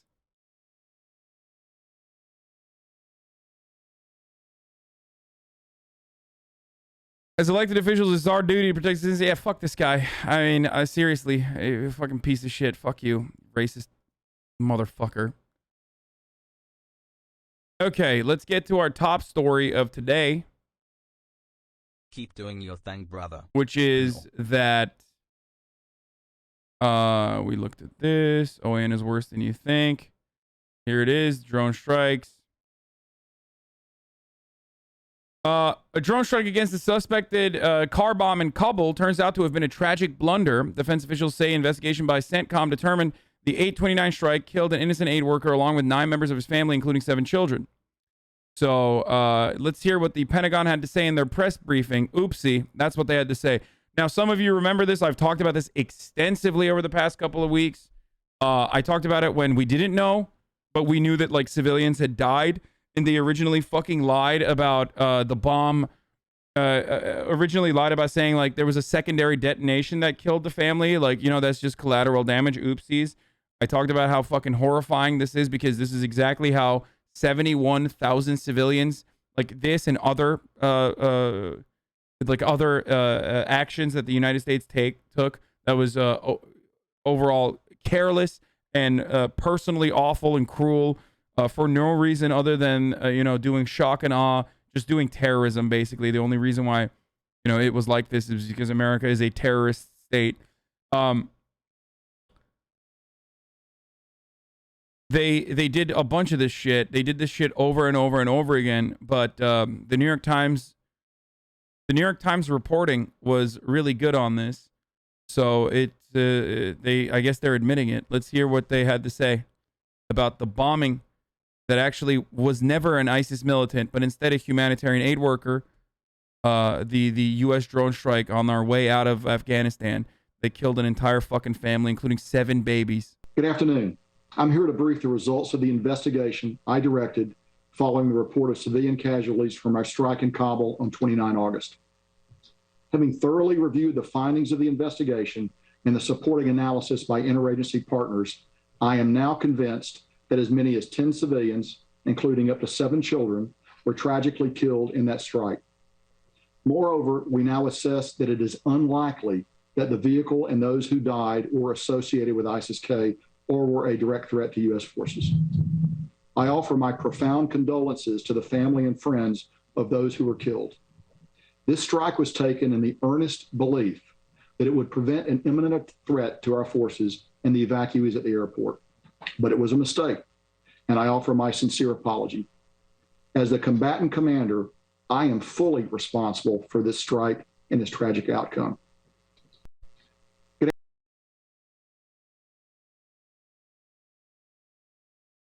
So distraught, such sincere apologies.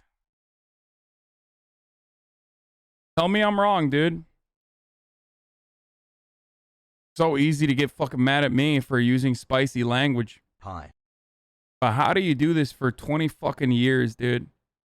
20 fucking years of this kind of death and devastation as we point the finger at Afghans, as we point the finger at Muslim populations and say, oh, you're just radical and you're terrorist because of your terrorist ideology.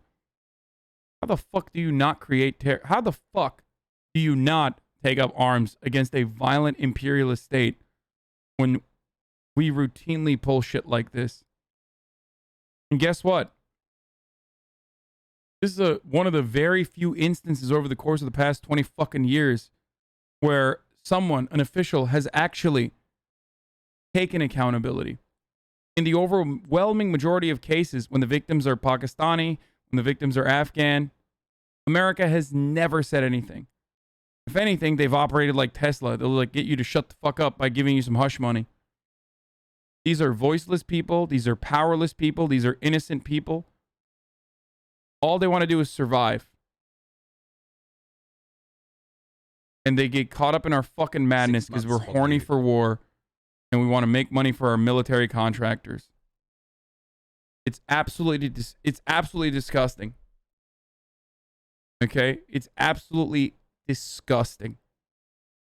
It is impossible to comprehend if you have been blinded by American imperialist, jingoist ideology, if you've been blinded by American exceptionalism. It's so hard for you to understand the hatred that people feel against the terrorist state of the United States of America when we routinely engage in actions like this. I understand it. I really do. We are a force for evil. We're a force for evil. When kids in that fucking region have PTSD, they fear skies that are not cloudy because that means that drone strikes will occur. Like, we did that shit. We fucking did that. We did it all. Love you guys. Hasan, thanks for the content. SO offline. One of the worst fucking, it's so pure fucking evil, dude. Pure evil. What a perfect encapsulation of American foreign policy. We went in just as we went out of that country. In a fucking blinding rage. In a blinding rage that caused us to do untold amounts of fucking cruelty to civilians that did not deserve it, that just were chosen by us to be our victims. We turned around and we blew up a fucking family, dude. 7 babies. Running into their humanitarian aid worker father's car as they do every single day. When they celebrate him returning from fucking work. We dropped a Hellfire missile into that courtyard and we fucking murdered that entire family. That's America. That's the shit that never gets coverage too. But if you're not from America, and I talked about this in the interview that I did earlier today, like, if you're not from America, and especially if you're from like Turkey or a subsequent like regional country, And obviously, like, Turkey is aligned with America. But even if you're not from America, you see that. You understand the fucking pain. You understand the frustration that people have towards it. America's in like super simplified, reductive terms, we are the playground bully. So that's why, like, you know, that's why I always say, like, we are a racist ass nation. We're a white supremacist nation. That's why I showed you that fucking marshal that punched the black dude in the face when he was handcuffed. We do that here domestically. And of course we do endless amounts of cruelty to others. Let's go, brother. Overseas. Responsible for more death, destruction, and violence than any other fucking contemporary nation. And yes, that includes China too. I don't give a fuck.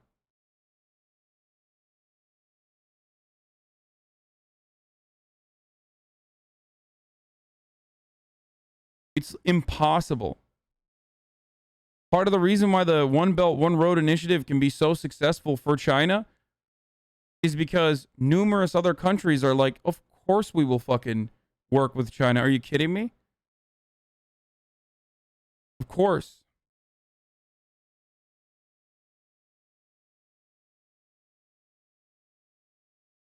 At least they're not fucking, you know, drone striking us, bombing us, murdering us.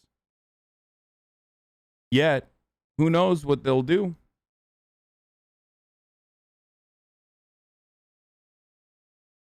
But for the time being, they aren't doing that. So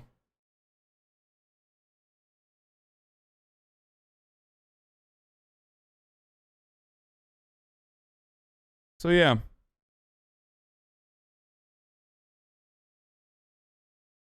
Fucking disgusting, dude.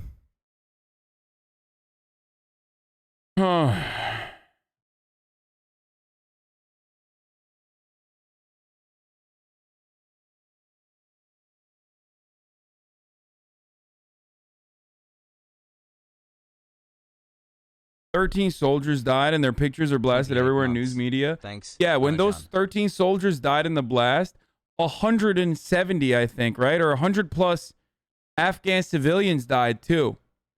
And some of them died because we shot them. And we never even talked about it. Everybody was like, this is Biden's Benghazi. 13 soldiers died. Yeah. That sucks that we're sending fucking young men and women out there to do so much fucking violence. And then they ended up getting fucking blown up. Not a single mention of the Afghan civilians that died. And not from the explosion. From our bullets. Because in the fog of war, every brown person looks the same. It looks like they look like an enemy combatant. Our soldiers at the Kabul airport opened fire on a crowd of civilians that were trying to get away. On a crowd of civilians, women, and children. They murdered Afghan collaborators. They murdered Afghan soldiers that were working side by side with them. Because they thought, oh shit, it's an attack.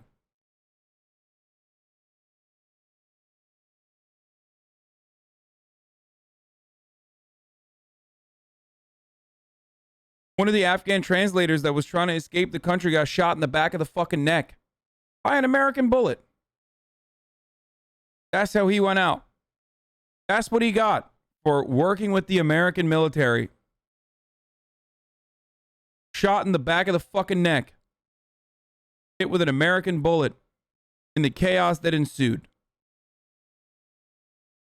That's what you get. That's all we're capable of doing.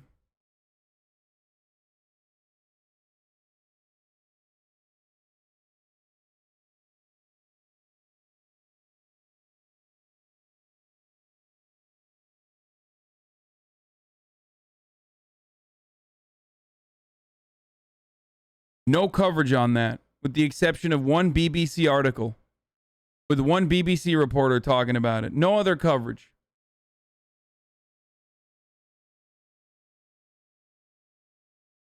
My family came to the U.S. through legal immigration. I would hope that's how everyone does it, but I'm not going to demonize desperate people who are risking their lives to give their family a better life. They're not illegals. They're brave men and women who believe in America. I don't know why Jenk is saying it like that.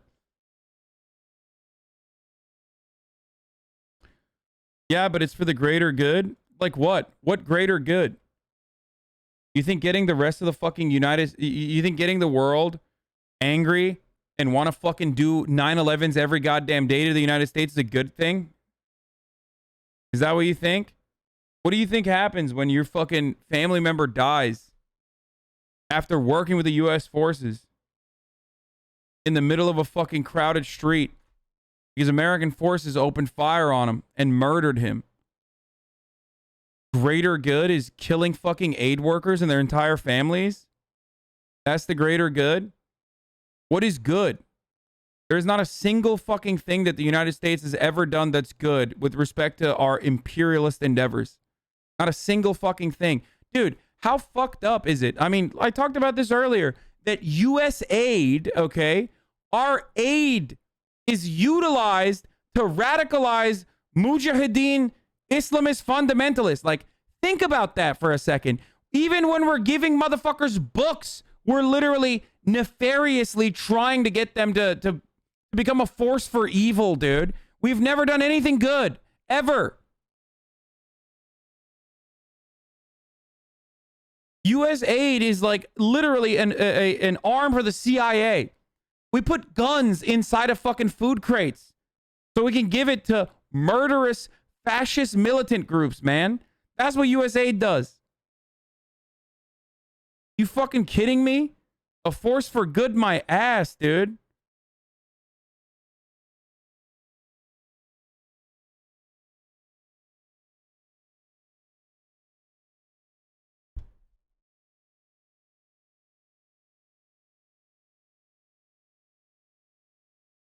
Kurds in Iraq disagree. Kurds in Iraq disagree.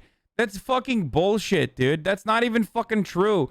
Kurds in Iraq are so desperate that they know full well that the United States is going to fucking withdraw aid and then allow Turkey to come in and just fucking roll over them.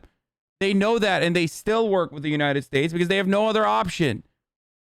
But ask any fucking Kurd in Iraq and they'll tell you, like, yeah, of course, they abandon us all the time. Yeah, Kurds in Iraq, what's up? Like, the northern autonomous region is like the one area, but outside of that, where's the fucking Kurdish nation state? U.S. aid doesn't do any good is a silly, unserious position. Dude, I don't... Taking out Gaddafi was good? Bro, is this guy memeing? This is the same fucking guy that, like, got his butt cheeks clapped when he said 72,000. That's not true.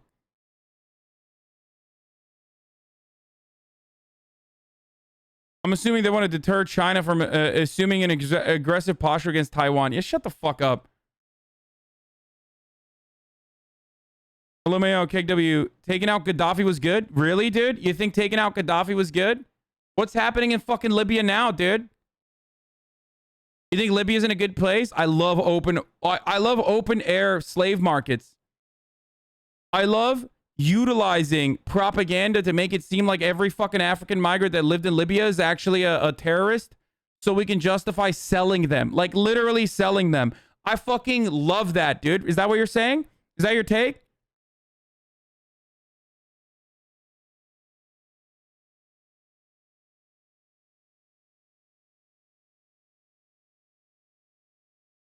It's so tight, dude. Stopping Iraq from invading Kuwait was good. Yeah, totally.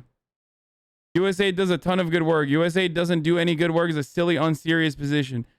All the aid is conditional. And all the aid is to continue things that are better than if Gaddafi had fought a civil war and slaughtered 200K in What? Gaddafi was going to slaughter 200K in Benghazi? What the fuck are you talking about, dude? What kind of delusional fantasy universe are you living in? Who the fuck was Gaddafi fighting against, too? That he completely had fucking under control. How dare we have any sort of, like, how dare we have any sort of fucking take on, like, what other foreign nations can and can't do with respect to their own airspace?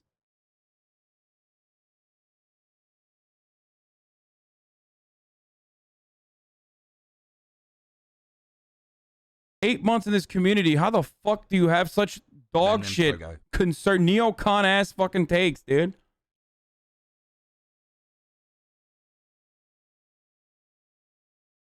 Yeah, dude, it was so sick. Operation Desert Storm, massive success. When I think about the Highway of Death, an internationally recognized war crime where the United States literally had guns and they were like, we got to use them somewhere. So let's just use them on retreating fucking armless soldiers and refugee children and just bomb an entire fucking highway length of random fucking babies and parents and retreating men. I think of excellent shit that we did. Pogo.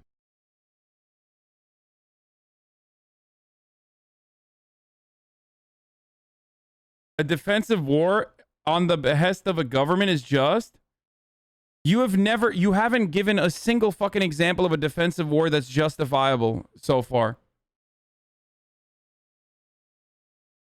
So you're wrong on that, okay? Libya is literally demonstrably in a worse place now, post-Gaddafi.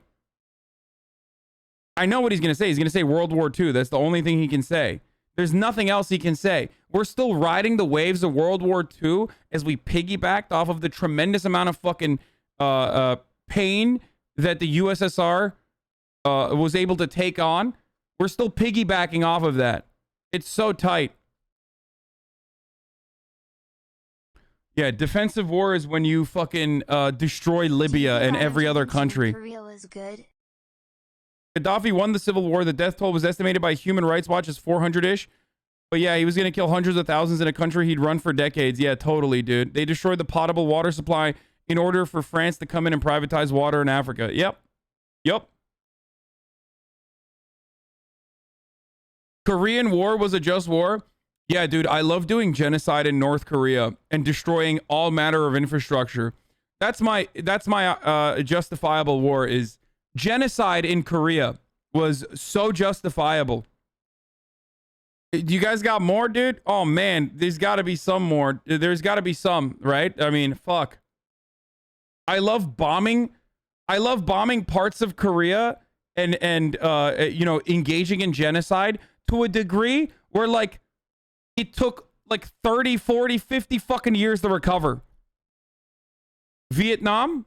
Yeah, again, love doing genocide. So good.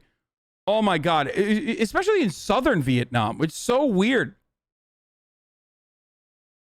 Literally using chemical weapons that have such a devastating, long-lasting effect that like there are still children that are being born with severe fucking disabilities, dude. That's what we did in Vietnam. Go ahead. Oh my God, there's got to be some more, dude. I love, like, Americans, name a justifiable war that does not involve World War II challenge. It's just, you can't. Like, there is none.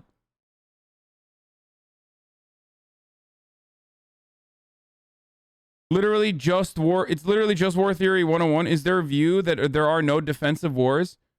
There are defensive wars. The Taliban is engaging in a defensive war. Okay? The North Vietnamese army is engaging in a defensive war. And they succeeded. Those are defensive wars. Those are justifiable acts against imperialism. It's 100%. I do not agree with, well, not the North Vietnamese, but I do not agree with the Taliban. But, you know, that is a justifiable war. That is a defensive action against an imperialist state that's coming in and trying to fucking murder all your people.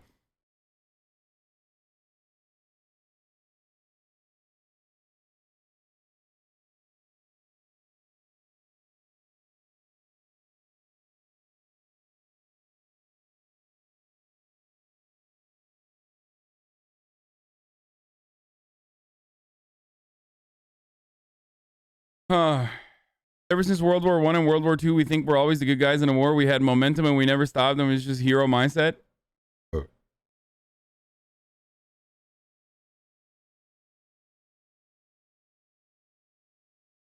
I'm surprised someone hasn't said bombing of Yugoslavia yet.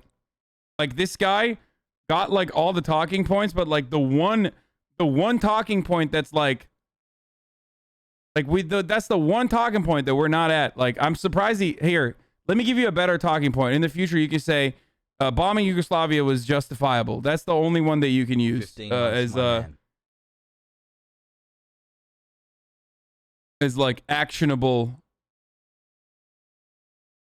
And even then, it's like, you know, even then it's questionable. Yeah, no, Kuwait is not acceptable.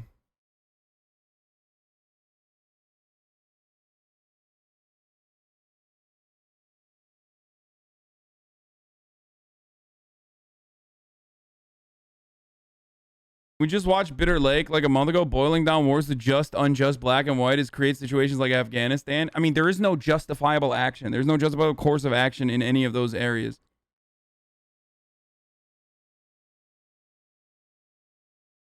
Like, how the fuck do you say that we're doing a defensive war in foreign countries, man? Like, it's so fucking stupid. There is no defensive war in a foreign country.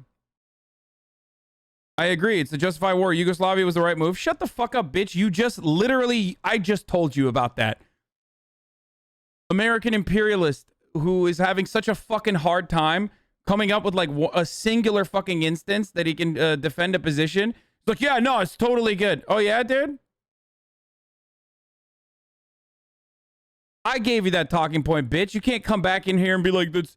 And it's not even justifiable. It's just defensible to a certain fucking degree. And even then, it's like not great that we, you know, pump the country full of fucking lead.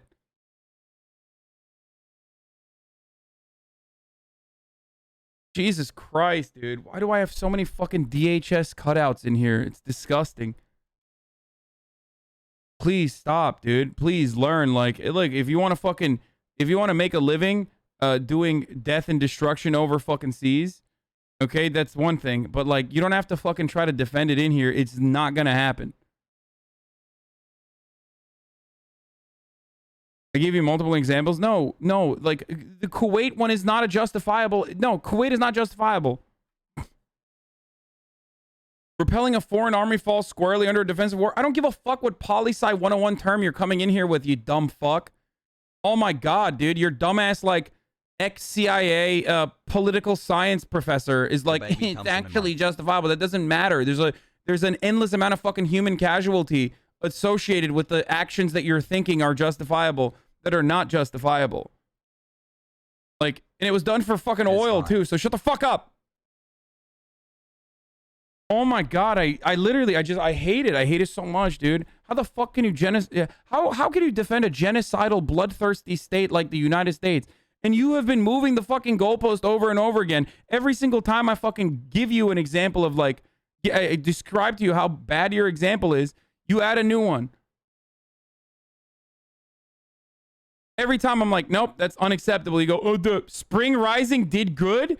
No, it did no good, dude. What the fuck? Look at any of the fucking Arab Spring countries. Are you stupid? Yeah, I love, dude, it's so good. So fucking good. Remember when Turkey almost had its own Arab Spring moment, dude? That would have been so tight. The fucking coup attempt by Fethullah Gulen.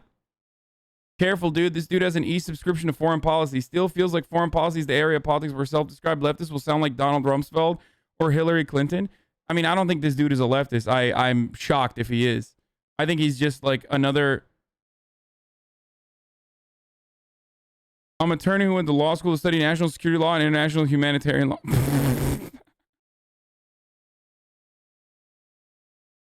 Oh, Jesus Christ. Okay, dude.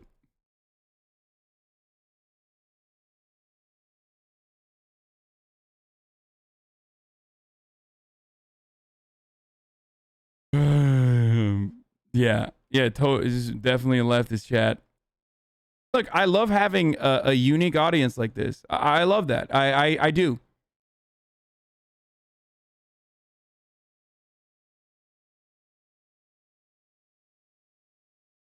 Yeah, Saddam's army was so fucking, so scary. And they were going to do so much. And that's why they immediately retreated. Like, literally immediately. And then we ended up bombing the retreating forces. Yeah, I know he's defending USAID. It's a psychotic thing to do, okay?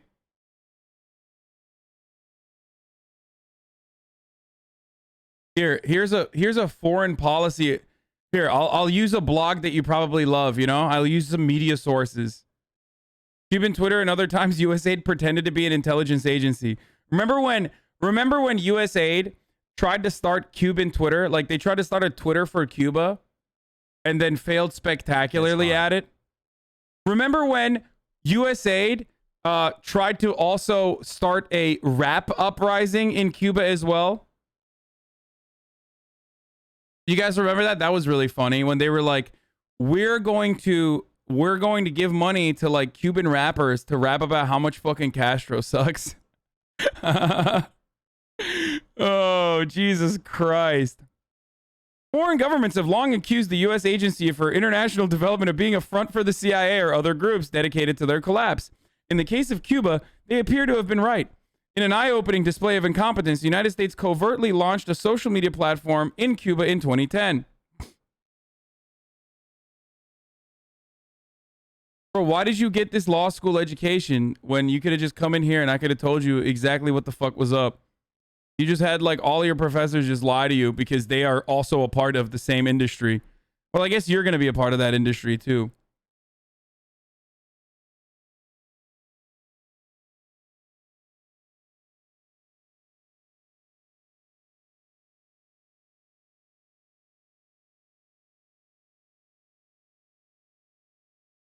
An eye-opening display of hey man, listen, when you recognize the harmful actions that you're taking, if you are working for USAID, I can give you a signal number. There is a wonderful friend of the show. His name is Ken Klippenstein, aka Ken Leakenstein. You can just reach out to him when you grow a conscience and your morals actually get in the way of the actions that you're engaging in. You know, probably in Africa, I assume, because that's like where we're waging a lot of war. Maybe in the Indo-Pacific, you know, that's another area where, you know, we will probably be doing a lot of aid. Okay. You know, any of those opportunities where you're like, fuck, man, this is kind of messed up. We're just like giving guns to. You are ancient fossil sample. I mean, I don't even fucking know who we would do that to. But hey, you know, it's. I want to date you badly. Just, you know, there's a signal number that you can leak information to.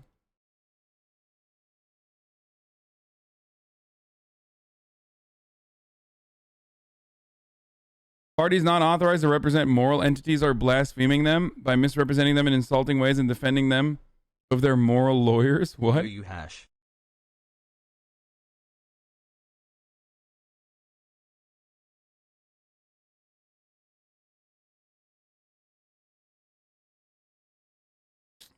Yeah, he's like, kind of weird that we, we were just like giving some.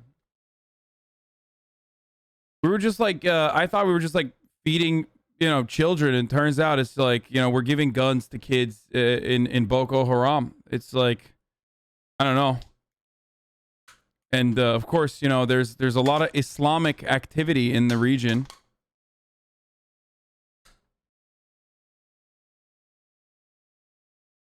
Just like there's a lot of Islamic activity at the top of the hour ad break. Don't even know what that means. Don't care. Okay? Get fucked. I don't even know why I said that. Doesn't even matter. It's not even a segue. Okay? Not even a segue, baby. That's right. Fuck it. We're going avant-garde, okay? That's right, dude. Going forward, I'm just gonna say weird shit as a segue.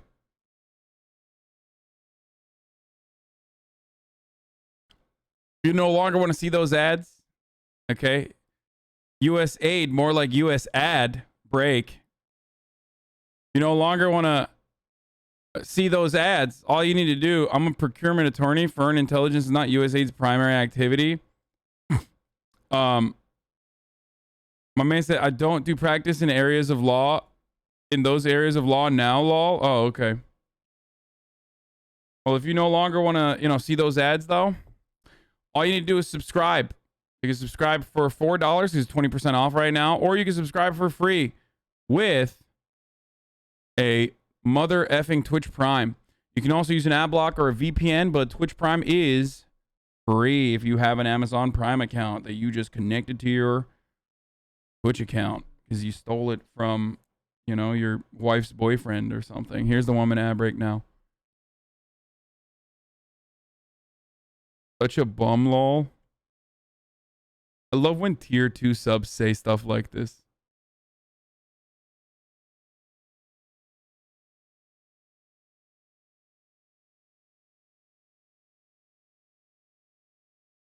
If you want to know what USAID is doing now, a good time. US-backed opposition groups continue to carry out deadly campaigns of terrorism and militancy across the Southeast Asian country of Myanmar. The current crisis jeopardizes regional peace and stability and is being used to deliberately block China's Belt and Road Initiative. Yeah, that makes sense. US-funded propaganda outlets in Myanmar, specifically Myanmar Now, has attempted to spin the brazen terrorism as heroic resistance. Ultimately, however, it is the opposition itself that admits to conducting terrorism up to and including the deliberate targeting of medical personnel. Just started uni this week and have joined. Okay, I need to look into it more. I can't just like fucking drop this random YouTube channel in here, but that does make sense. Notice the goalpost moved again to USAID's main thing not being foreign intelligence? Yeah, totally, dude. Guys, yeah, the USAID was good unconditionally, and now it's no longer good unconditionally, but like resubbed right as the ads hit, and now they're just like, you know, they're not exclusively doing you know, foreign State Department stuff. It's just they're unwitting participants. Pog.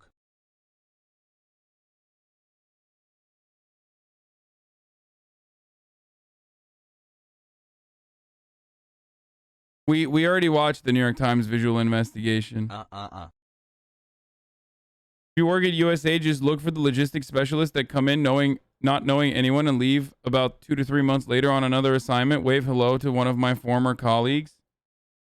Poggers.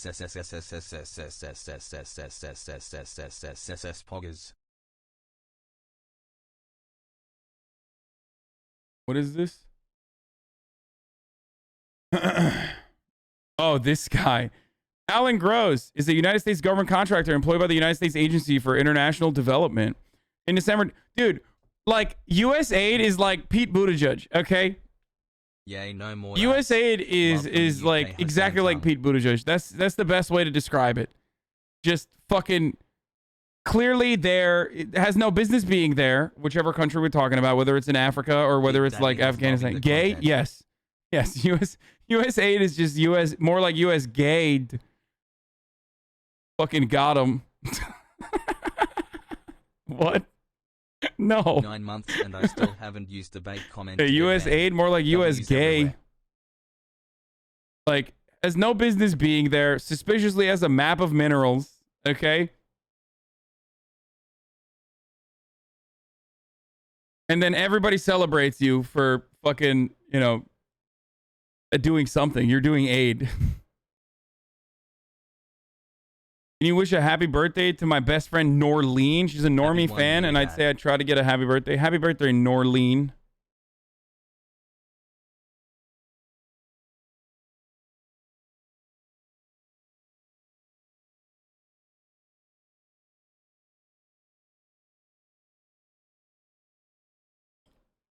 Anyway.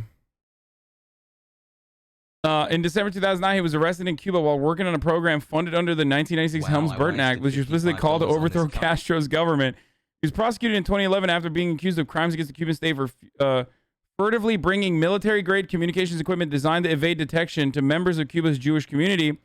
After being accused for working for the American Intelligence Service in January 2010, he was convicted of spying and for acts against the independence and territorial integrity of the state in March 2011. U.S. sources widely reject the idea that Gross was a spy, though some noted of the covert nature of Gross's mission. Bro, how, like...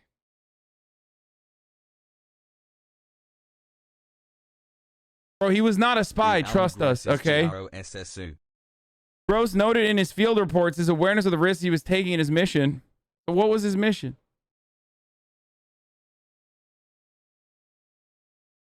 Hello, Hasan, this is the CIA. Why are you ignoring our calls? He was released from Cuban prison on December 17, 2014, and returned to the U.S. in exchange for the release and return of 3 Cubans convicted of espionage.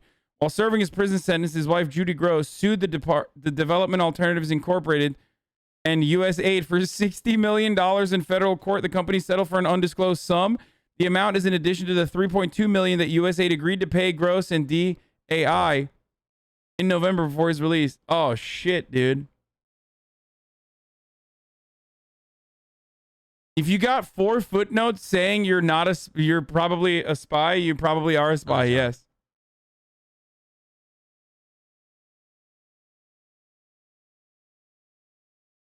Bro, come on. I'm fucking Ponchy Poncho, my uncle. That's my uncle. It's true. It was super fucked up for my family. What the fuck? Your uncle is a spy, bro.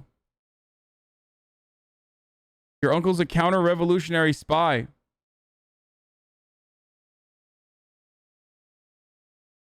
I'm glad your family hit a devious lick, though, if you know what I'm saying. Okay, let's talk about this Gabby situation. I don't know what it is, so I'm going to learn about it right now. Kind of weird that they're like, isn't this an active situation?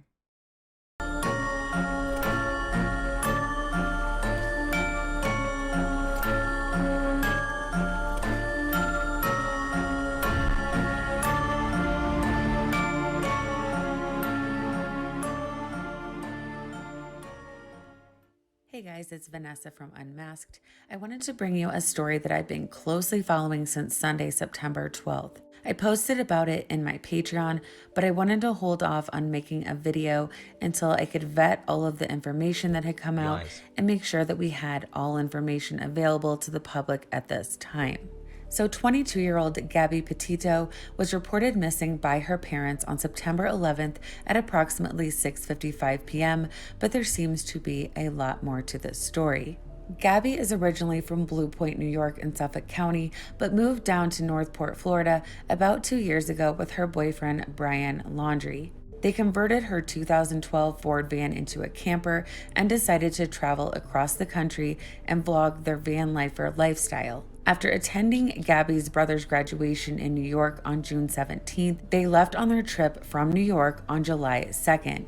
The two frequently posted on their Instagram accounts and also kept in regular contact with Gabby's family. They also have a YouTube channel called Nomadic Static, which has... So everyone on the internet is talking about Gabby Petito. Like, from what I understand, everyone that watches television, not everyone on the internet. From what I understand, everyone that watches television 4 months is talking about this. Like, Fox News covered it like crazy. I mean, this is a horrifying thing whenever people get lost or whenever people get like murdered or whatever happened. I don't know the exact details, but the reason why this is getting the amount of coverage from like Fox News and everywhere else that it's getting is because, let's be real, I'm sorry, and this doesn't take away from the horrible thing that may have happened to her, but she's a telegenic, pretty white girl, and that's the reason why the media is like jumping on it and using it as like a story to pump up. Ignored every time. But ultimately, it could lead to finding this person. It could lead to justice for the victims and the victim's family. So obviously, it's not necessarily the worst thing overall, but just like, you know. We will be auditing your chat logs and forwarding your IPs to the NSA. Thanks. Let's continue. One video that was uploaded on August 19th, but the footage in the video, a lot of it is from a year ago, and then there's some that looks like it's from this trip in July and early August.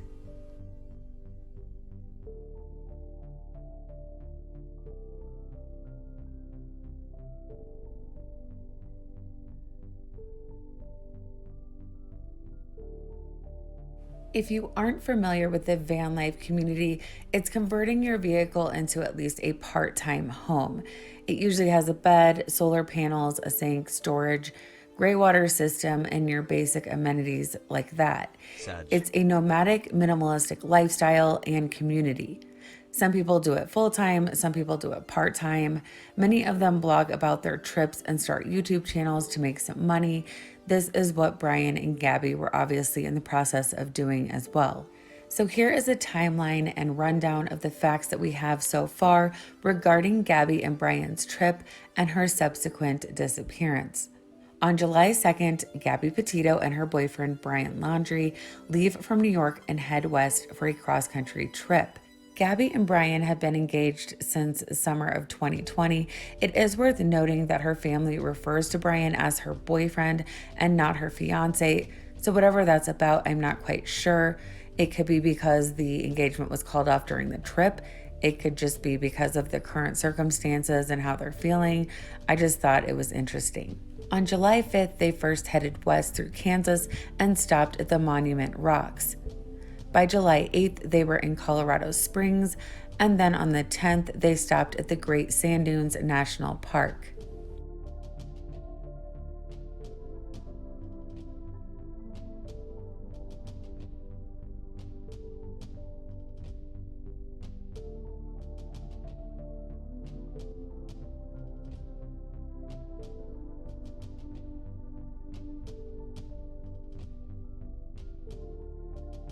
Missing white woman syndrome. Look it up on Wikipedia. It's a long-standing media phenomenon. Wait, really? On July 16th, Gabby posted a photo of herself from Zion Park in Utah. On July 20th, Gabby posted that they were at Cedar Breaks, and on the 21st, they were at Bryce Canyon National Park. Gabby's mother said that she was in contact with her family at least 3 times a week, despite their remote locations. On July 23rd, Brian has an interesting post where he tags Gabby and says, "Thank you for putting up with me in Utah, a topographic playground." On July 26th, Gabby posted a beautiful photo of herself relaxing in an outdoor tub at Mystic Hot Springs. On July 29th, Brian posts about barefoot hiking from Canyonlands National Park. Something I noticed is that Gabby has liked all of his posts up to this point. After this post, she doesn't like any of the rest of them. On July 30th and the 31st, I did touch up on this story briefly a month ago because a chatter wanted me to look into it, and I was like, I don't know what the fuck's going on, and I moved on from it. I don't even remember what I said because like it just did not seem important to me at the time, and I did not know what the fuck was going on. Especially because it was in the middle of, like, you know, the Afghan evacuation. They stop at the Mesa Arch in the Canyonlands National Park. Gabby posts both of these days. Brian does not post. So they've been posting pretty consistently throughout their trip. You can see that there's a large gap in their social media posts from July 31st to August 12th. Now, is that indicative of some problems? Or is that just because of their spotty Wi-Fi and cell reception? We're not sure, but in my opinion, August 12th is where things get weird. On this day, they took a hike at Arches National Park in Moab, Utah. There is someone that is stating that there was some type of fight or altercation between the two on the 12th. I can't say if that's 100% fact at this point, but it is screenshotted and all over. Why the fuck how is this? Okay, dude, I'm gonna lose my fucking mind. I'm looking into like serious subjects here. Okay. Fiance returned from a cross-country trip. Oh my god, I'm losing it, dude. What the fuck? What are we doing? Like, what are we doing right now? What the fuck are we doing? What are we doing? Like, this is an ongoing active case that's in the news, and what am I doing? I'm so irresponsible. I'm sorry. Trip without her. Newly released video shows what looks like the aftermath of an argument between Gabby Petito and Brian Laundrie. The body cam comes from Utah police officers who questioned the couple. Petito's parents are... Wait, his face is fucked up in this. So, like... Oh my god, what the fuck?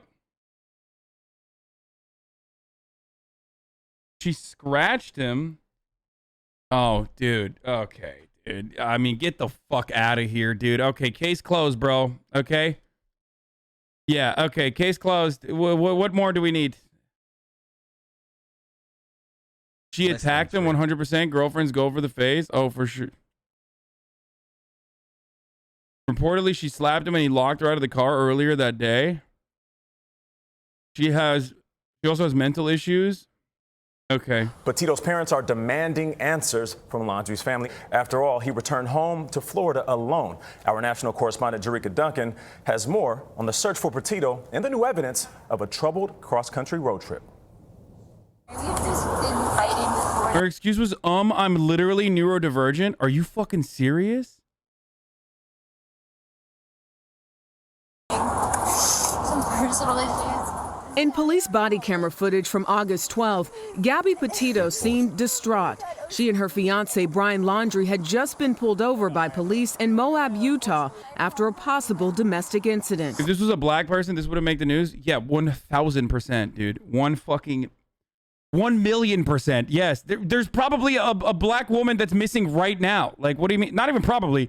There is, without a fucking doubt, there are currently more than one black women missing at the moment that we are never going to talk about and never going to hear about. Yeah, like, that's not, you're not bringing up something new with that one, for sure. And he wouldn't let me in the car before. And then Why wouldn't he let you in the car? Because of your OCD? Told me I needed to calm down. Yeah. But I'm perfectly calm. I'm calm all the time. And he really stresses me out. While Petito sat in the back of a police cruiser, Laundrie spoke with officers nearby. Yeah, but how many black women have van lifing Insta lifestyles, Pog you? Oh, stop, dude. Jesus Christ. Double so black trans women? Oh, for sure, yes. Native women, too.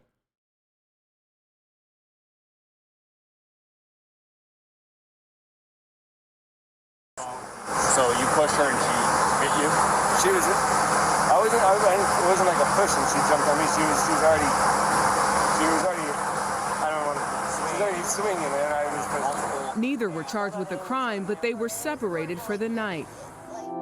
I think our plan for today is to just hang out. The couple had been on a cross-country road trip since early July. However, Petito's family has not heard from her since late August. 2 people went on a trip, 1 person returned, and that person that returned isn't providing us any information.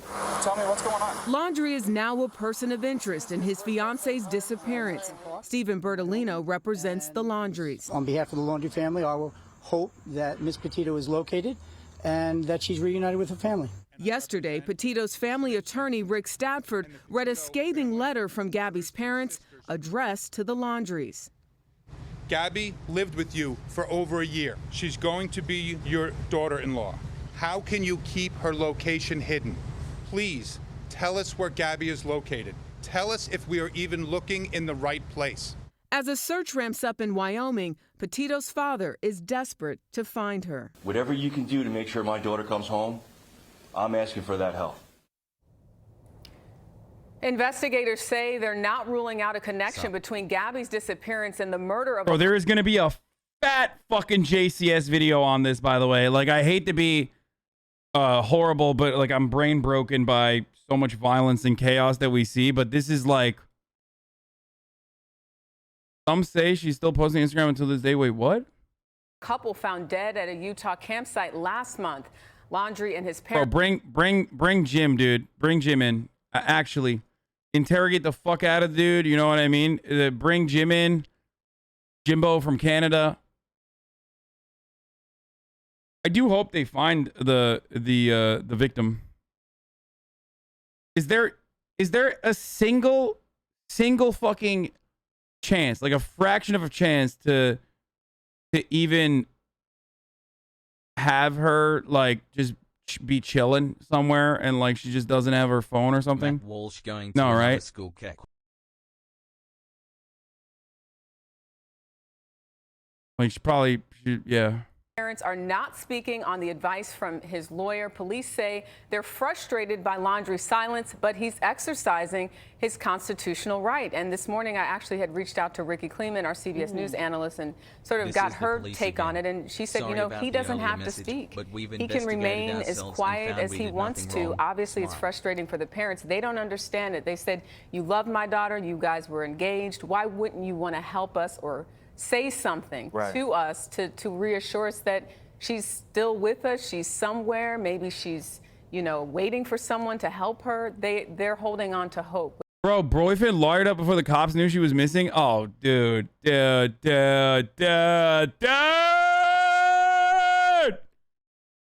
Ah! Come on! Okay, stop it, dude. Oh, my fucking... Oh, jeez, Lord mercy. What the fuck? I don't understand the law here, Jerika. I just don't understand how you can go away on a trip with someone. You're seen on tape where there was an argument that the police were called. Right. And you can just come back and not say anything at all about it. I just don't know how you can, how you are allowed to do that. Yes. Right? But yes. Constitutional right to not speak. I mean, and the police have said they know exactly where he is, and if they need to get him and pick him up, they will. Right. Lady Gaga's dog walker opens up about the night he was shot. Bro, Lady Gaga's dog walker kind of looks like the dude, by the way, Laundry, from this thumbnail at least. There's so much stuff you still don't know. Oh no, I'm getting into it now. I'm fucking, all right, that's it. I'm fully invested in this. God damn it. I am such a fucking wine mom, dude. It is not even funny. I am the most like, I am everything I make fun of, okay? I'm such a fucking... I'm a catty little bitch. I'm petty. I love drama. And I'm a fucking wine mom. I am literally just a Minnesota wine mom, dude. And so are you, by the way. You love this shit too.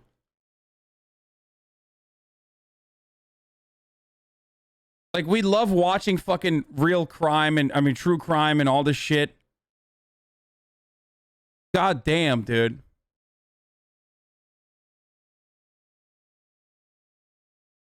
What did Laundry do that makes him extra suspicious? First of all, domestic dispute. So there's that. There's already like, that's already sus as fuck. Like they have a documented instance of domestic, a documented domestic dispute incident.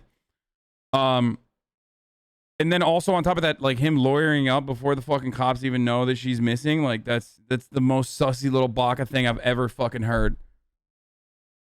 And there's apparently a double homicide there too. Tito, the FBI has joined the effort as Gabby's parents beg for information from her boyfriend, and we hear from his sister for the first time. Trevor Alt has the story. Good morning, Trevor. Good morning, George. Police have said that deafening silence from Gabby's boyfriend, Brian Laundrie, is hindering their investigation. The place where she went missing is a 50-mile stretch where the boyfriend may possibly get away with murder. Vice did it. Wait, is it the Zone of Death? This is a map. Wait, is this for real, bro? That's like a thing? Like, Zone of Death? What the fuck is going on in America, dude?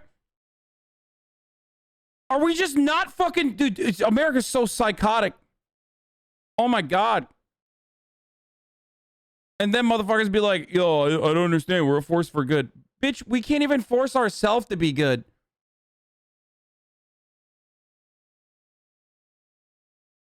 Jesus Christ. Okay, dude. Holy shit. Investigation and search efforts. Well, this morning, we are finally hearing from someone in his family, his sister, speaking to ABC News. But even she seems confused and worried about how this is playing out.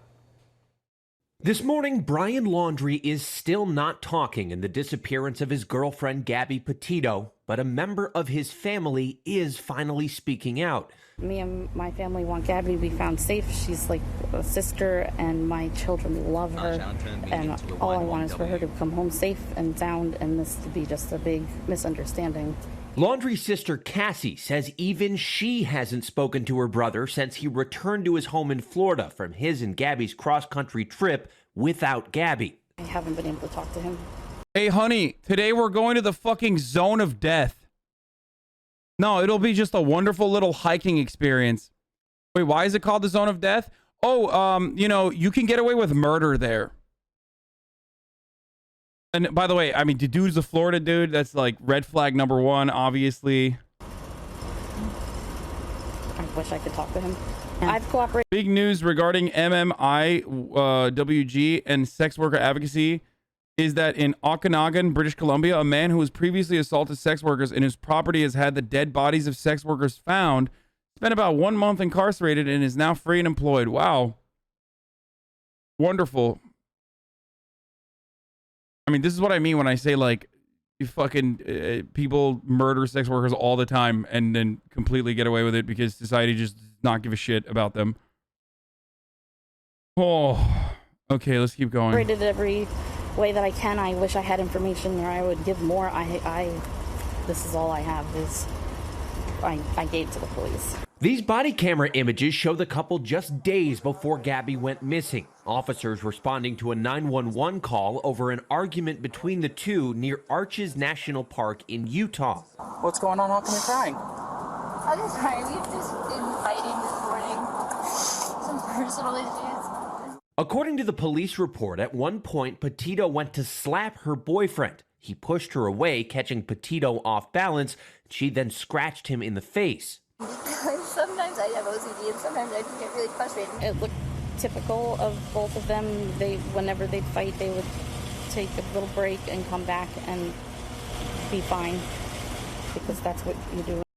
There's already conspiracies going around that the guy's a clone and that both of them are actually dead because they were going to speak out about the vaccines causing the gay. Government shut them down. What? No shot. Are you fucking making a joke right now? There's no fucking shot that that's the real conspiracy. A couple. Cassie says her brother is someone who has always done the right thing. He's a wonderful uncle. He's always been there when I need him. He's been there every time Gabby's needed him. But authorities say Brian is now being investigated as a person of interest in Gabby's disappearance. 2 people went on a trip, 1 person returned, and that person that returned isn't providing us any information.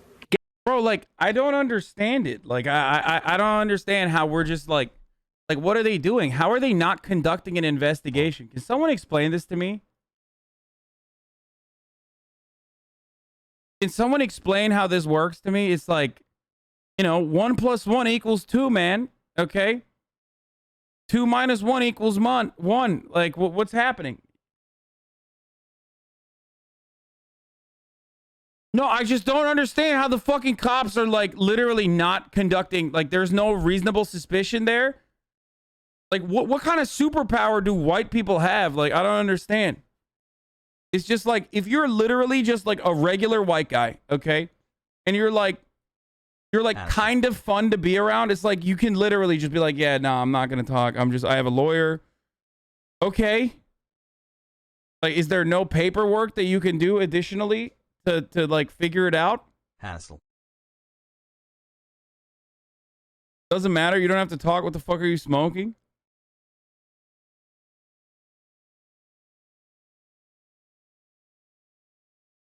Million miles of unsurveillance land and no body equals no investigation. How does the zone of death work? Like killing someone on this desert is legal? What? Yeah, he won't go in for questioning unless they arrest him. They can't make him come in. I know, but like, isn't there additional surveillance that they can engage in to at least develop reasonable suspicion so that they can actually bring him in for interrogation or something like that? I mean, obviously not that, but like,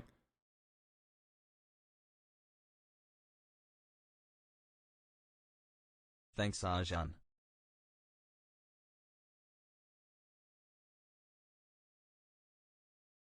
murder is beyond reasonable doubt and no proof if she's dead. Gabby Petito was last seen August 24th, checking out of a hotel with laundry in Salt Lake City, Utah. Her mother says the next day was the last time she spoke with Gabby. Bro, they literally have a fucking domestic dispute on a body camera. Like, what the fuck? They have the aftermath of a domestic dispute on a body camera. The woman is like lost. They don't know. They don't even know if she's like alive or not. But like, it's reasonable to suspect that she's not.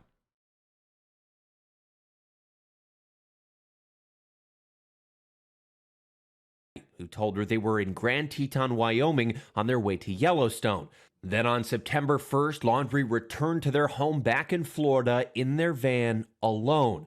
Petito's family attorney recently reading this letter aloud at a press conference, pleading with Laundrie's family for answers. We ask you to put yourselves in our shoes. Please, if you or your family have any decency left, please tell us where Gabby is located. And authorities are, of course, chasing every lead. We're told they're now investigating whether there is any possible connection to a double homicide a month ago in Utah, where a couple was found dead at a campsite not far from where Gabby was last seen. The FBI is now involved in both cases, guys. Okay, Trevor, thanks so much. There are so many questions about this case, so Dan Abrams is here to help us break all this down. Dan, what do you think of the strategies so far that we're hearing from Brian Laundrie and the attorney there? Yeah, well, look, obviously it depends on what the facts are, right? Yeah. Okay, do you guys want to understand what the body, the fucking zone of death looks like too? Apparently, it's because it's impossible to get fucking a jury because it's so vast. Wait, let's watch. Map of Yellowstone National Park. For the most part, the park is in Wyoming, but it extends a bit into Montana and Idaho. This little 50 square miles section in Idaho is what concerns us. It's called the Zone of Death because of a loophole that exists in the Constitution of the United States. If someone were to exploit that loophole, they might be able to get away with murder. Thanks, Vox. Educating people on where to do murder. Yellowstone was established in Dude, this is why I'm sus as fuck on van life shit, dude. This is why I don't fuck around. This is literally why I don't fuck around with hiking, bro. What are you doing? Like, why are you personally putting yourself in a shittier condition? What? Oh, so you can stare at some fucking trees? Crazy. Okay? Crazy. That's why I stay the fuck away from any of this shit. Do you understand? Stay away! 1872, before Wyoming, Idaho, and Montana joined the Union. It's federal land and always has been. But federal land across the U.S. is split up and divided into its corresponding state district courts, except for Yellowstone. And this is where the loophole begins. Law professor Brian C. Kalt points out in his 2005 paper, The Perfect Crime, that Yellowstone National Park was assigned fully to Wyoming's district. Okay, throw that guy in jail too. Okay, hey, guess what? Minority Report, beep, beep, beep. Throw that guy in jail. Give me a Sorry. kiss. If you're a fucking law school professor, okay, and then you turn around and you're like, here's how you can do a murder here, the perfect crime, jail. Okay, jail, dude. Sorry. My man literally wrote a guide, bro. What is this? What is this?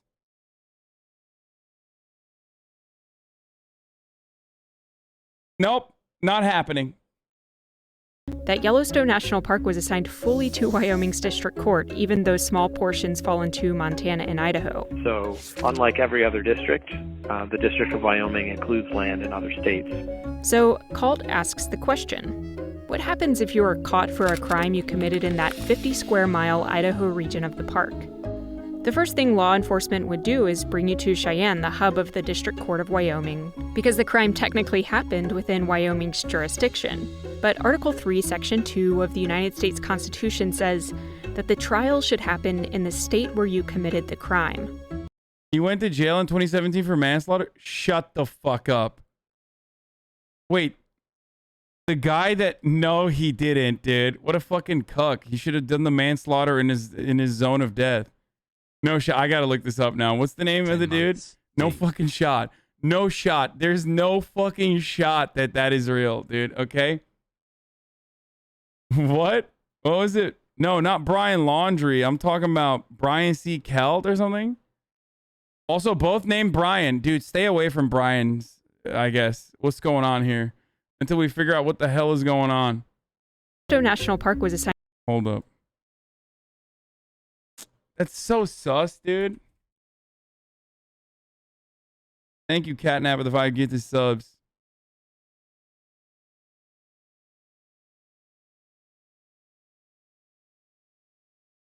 I'm looking it up.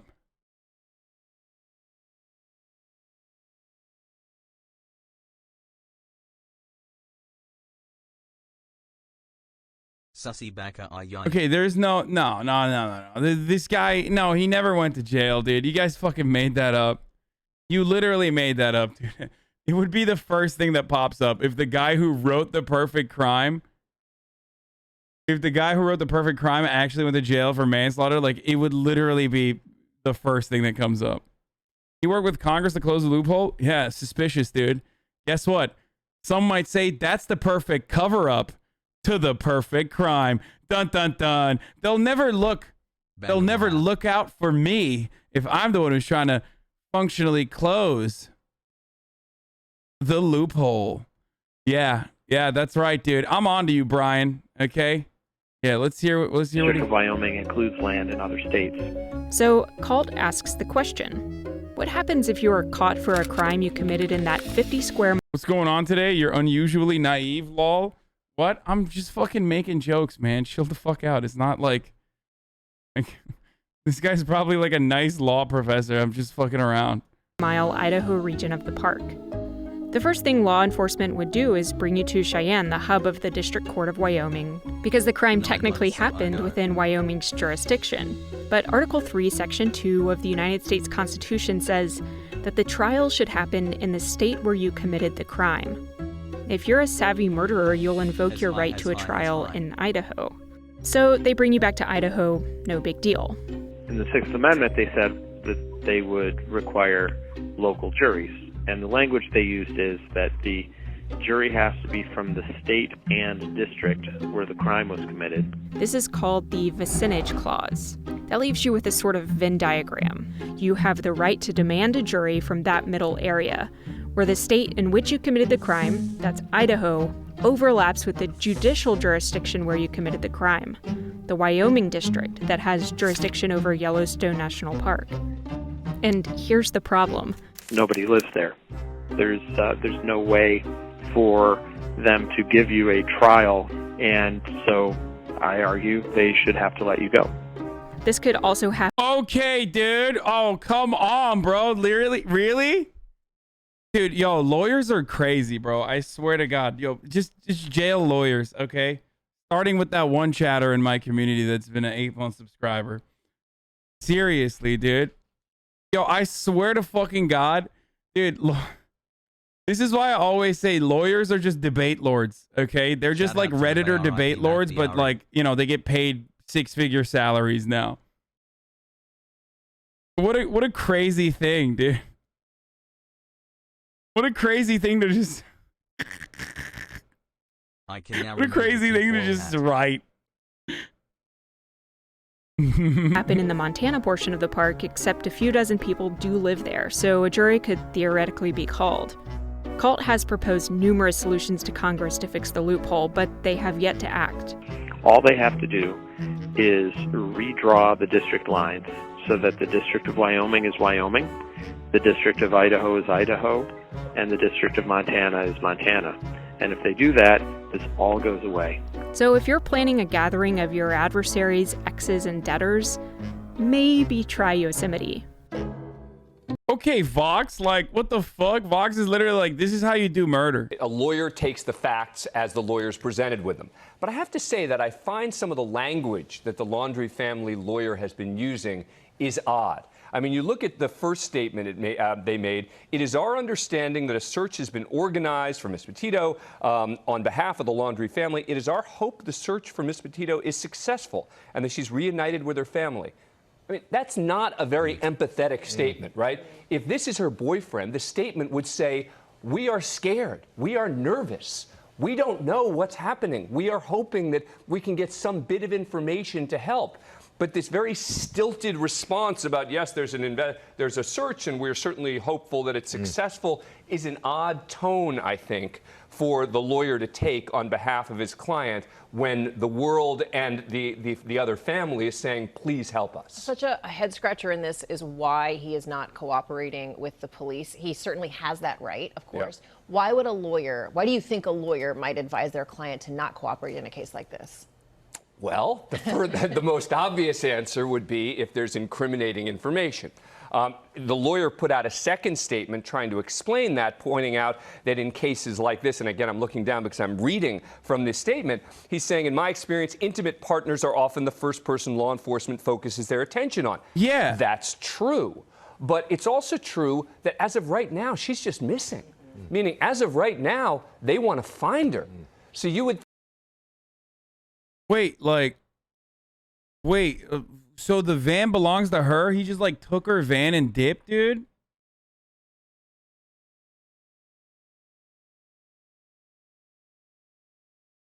Oh my God, there's an entire Reddit dedicated to this. Oh, Jesus fucking Christ. So many new members. 11,000 people are online on the subreddit right now. Gabby and Brian depart Blue Point. Oh, dude, there's a timeline. Okay. On July 2nd, Gabby and Brian depart Blue Point, New York to begin their van life road trip. Submitting additional activity between the 2nd and 18th for brevity. Twitter post on Gabby's account with photo from Zion National Park, Utah. Instagram post on Gabby's account with photos from Bryce Canyon National Park, Utah. TikTok video uploaded with footage from the Great Sand Dunes in National Park, Colorado. Instagram post on Brian's account with photos from Bryce Canyon National Park, Utah on the 24th. There's a TikTok video uploaded on the Gabby Bryan TikTok on the 24th. Instagram post on Gabby's account with photos from Mystic Hot Springs, Utah on Gabby's IG. On Brian's IG, Instagram post on Brian's account with photos from Canyonsland National Park, Utah. Gabby leaves a review of a location near Arches National Park on the theyre, whatever that is. Gabby's IG, Instagram post on Gabby's account on photos from Canyonland National Park. Okay, this is like a whole ass fucking year. Okay, we're skipping. We're skipping a lot of this stuff. Okay, never mind. Actually, this is important. So there's a domestic incident. We saw the body cam footage. We already watched the body cam footage, but you know, there's a full 1 hour one if you want to see it. First name. I kind of want to see it. I kind of want to see parts of this, but there's a domestic incident in Moab. City police pulled Gabby and Brian over in the van. The officer had followed them after responding to an anonymous 911 call about an incident near the Moonflower Co-op. Oh, we need to watch this shit, dude. Brian, layman spellings, last name Laundry, Lima, Alpha, Uniform, November, Delta, Romeo, India.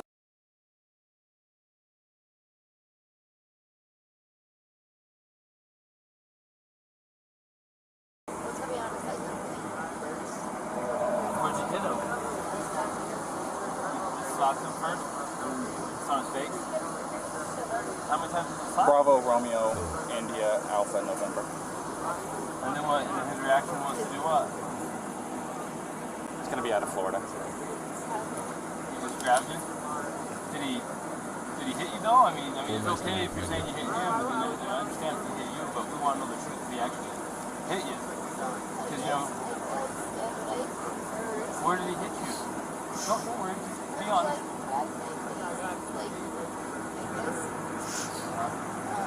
You slapped your face or what?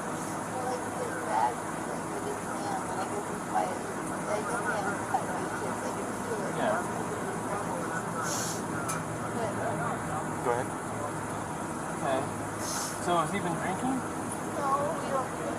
Okay. What was up with his driving? This officer said he hit a curb. While you're driving? While he was driving, you were hitting him?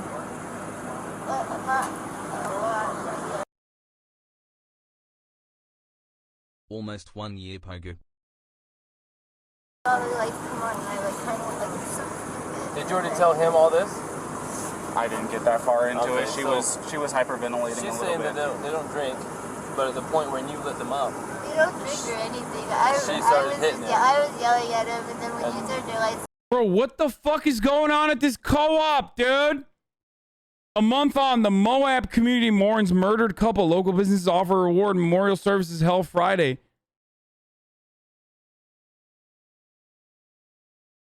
Dude, I'm not touching any of these fucking states. I'm not going near these fucking co-ops. Like, what the hell, dude?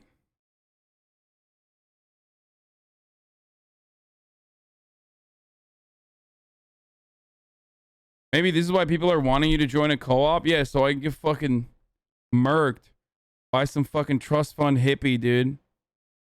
Did you know that cops only have a 40% success rate of solving domestic abuse cases? Okay, dude.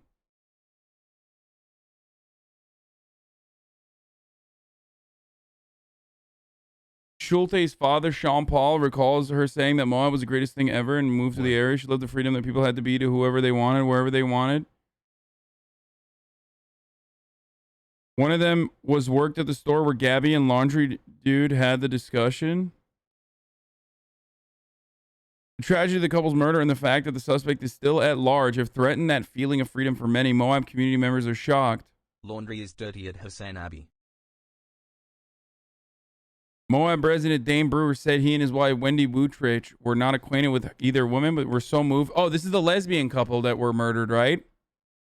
And this is the couple that was murdered around the same time, 2,5 and poaches. that this could also be like a double homicide or a triple homicide, depending on that. Fuck, dude, this is so suspicious. And I kind of punched her arm, there's She's saying why he hit the curb. You said it was Gabby? Yeah. I'm sorry, I remember that name was Gabby. Yeah.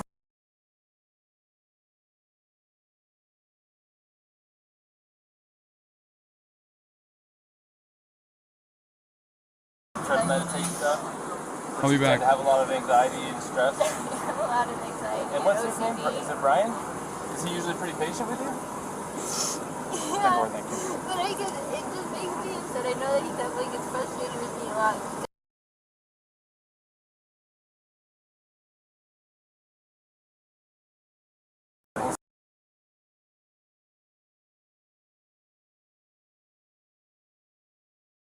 Way of taking my anxiety and bringing it down, but my ex-wife, she's my ex-wife, I'm just sharing, I know it's a little personal, but to help you understand, we would feed off each other's anxiety and it would spiral, you know what I mean? And it doesn't matter how much I loved her. It may be bad for your soul, just saying. I'm not telling you what to do with your life, but if you know you have anxiety, look at the situations you can get in, you know what I mean? And we're not here to be mean to you or anything. Well, you know, there's a first time and then it usually... We'll go see what Brian's saying, but I think you've heard everything now from... Quick question, you said you were hitting him in the arm. Did you grab the steering wheel? No, I didn't. You did not touch the steering wheel? I didn't touch the steering wheel, but only for like a second, because I just saw the lights come on, and it was more just like, you're an idiot. Like, you know. But did you grab the steering wheel and like swerve or anything like that? No. I didn't touch the steering wheel at all. Okay. I'm going to go ahead and close this door again. Do you have enough air back here, or do you want me to kick it up some more? Do you have any water? Dude, cops are so... I mean, these guys are, like, actually not that bad right now at, like, talking to them, but overall, in so many of these instances, like, they're so bad at fucking solving domestic disputes. It's not even funny. Like, they're doing all right now, but...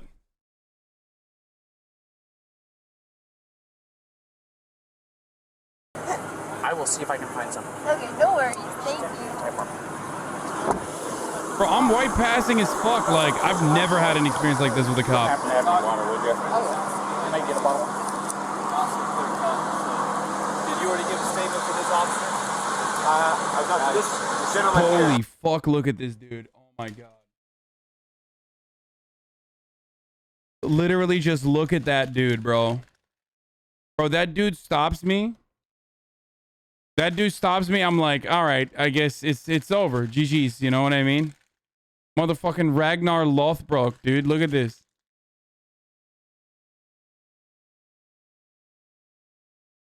Straight. I mean, it's over. It's a wrap, you know what I mean? How many domestic disputes did you resolve? Oh fuck, I'm a Twitch streamer, dumbass. Like, it's not my job. Like, what do you mean? It's literally their fucking job. What an incredible fucking way to defend cops there. Yeah. Listen on the notice that you had some marks on your neck. Yeah. And she's got some marks on her too. We're just trying to figure out what all happened. And I know you probably already told your story. This officer is probably going to be the one handling the whole case. Do you want to listen to what he has to say? And yeah. And then you tell I guess I agree. It shouldn't be their job. We don't mind. Start at the beginning for me. Start at the beginning. Well, I don't want to go too far back, but we've been in BLM land for the past week or so, traveling around, and the flies here are pretty intense. So the flies have definitely been getting to her, and then my feet are dirty and everything. So I think that our little squabble started because we were hanging out at the coffee shop, and when we got back to the van, there was some dirt and stuff in the van, and I moved our food around. It was a little disorganized, so she gets a little. Will you take those two? Sorry about that. It's okay. Do you need any water? That's okay. It's hot out here. We were going to get water because we ran out, but it's okay. No, it's alright. I don't like plastic bottles. It's okay. Thank you, though. But we just had a little disagreement. Dude, I mean, he doesn't. Why you guys are saying he's sus? He seems kind of. I mean, I don't know. I was gonna say he seems nice. I don't know. The disagreement was just that she was getting a little worked up, and I was saying, no, it's okay. Thank you so much. As long as it's cool, that's good. So it was just more of a disagreement, and I just wanted to say... What was the disagreement about? It was, I wouldn't even call it disagreement. It was just that I'm dirty and I can't change being dirty. Like, I got dirty feet, I got sand on my flip-flops and stuff like that. It was that we were at the coffee shop for so long because we were there from 9 to 3. So I guess there's a few little things, little relationships. I don't know if you're in a relationship, but I'm sure you I've been married for over 5 years now. So. There's a lot of little things. Yeah, I can go and I get it. We really, we weren't physical before the point where I said, all right, let's just take a breather and like walk away for a minute. I'll lock the van up and I'll go for a walk this way and you can go walk. Chatters, remember when you're saying like, yeah, dude, I can smell him from over here. When you say like, oh, he's too nice, like the reason why I'm taking that approach, the reason why I think it's like nice, he's being nice is like, remember, he's the one who got fucking assaulted. If he was like a piece of shit in the situation, he would be like exaggerating or even saying like, you know, she beat me up, anything like that. Do you see what I'm saying? Like in front of the cops, because he's the one who got fucking, he's the one who has like bruises and shit like that on his face. Like, that's why I was saying it, but maybe I don't know. I don't know what the situation is. That way in the block. You know, there's that what is it called, moonflower? But I feel like an abusive person in that situation would absolutely use like the opportunity to fucking, you know, reinforce a pattern of behavior that would ultimately make her look bad. And instead, he's like kind of running defense for her a little bit here. Just in, the double homicide is not related to the case. Holy shit. Okay. Right, you know, nice areas. You can go either way. It's all shaded. So let's go for a little walk and breathe or come back. Because we're never happy with it. But she just, I'm not upset with her.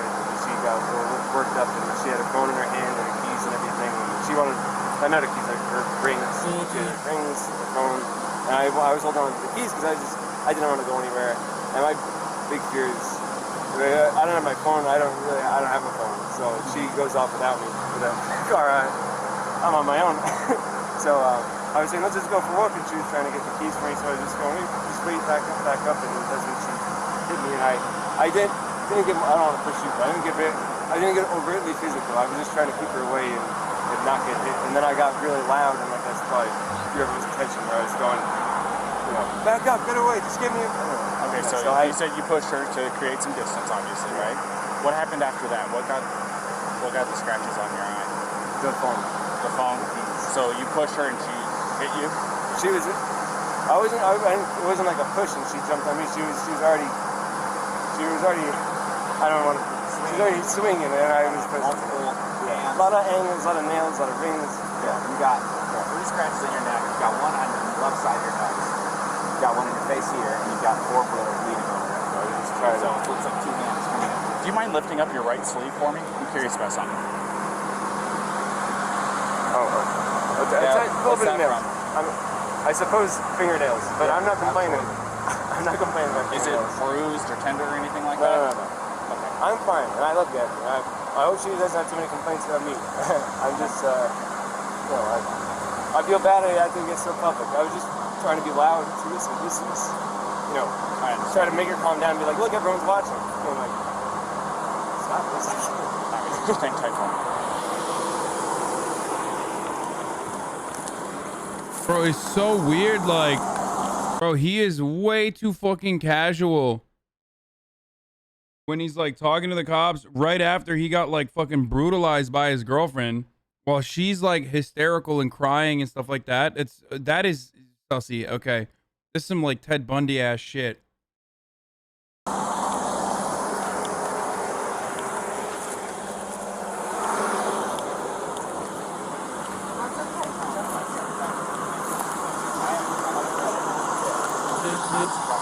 I got a quick question for you, Ryan. Sure. Do you take any medications or anything like that?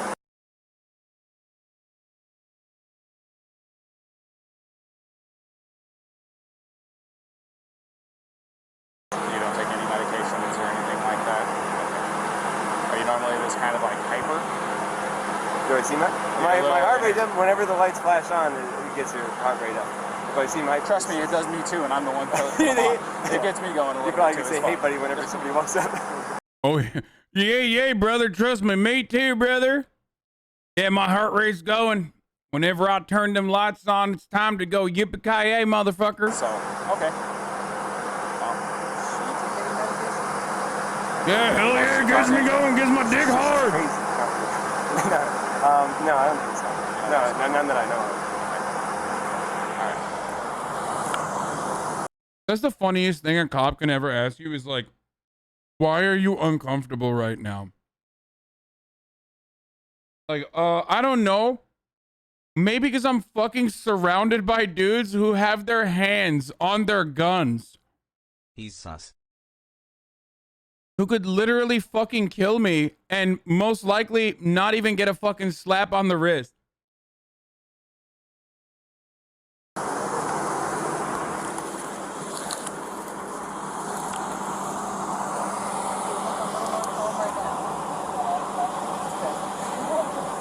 Real fast, can I get your first name?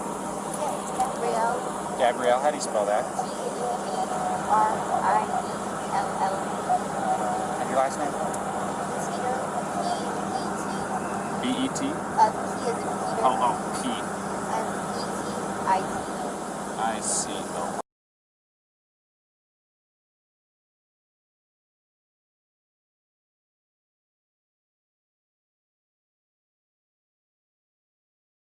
You guys both live in Florida, right? Or that's where you guys come from? My license is Florida right now, but I'm from Florida. But that's where you have it out of currently. That's 0229. I need a 29 for a name and date of birth.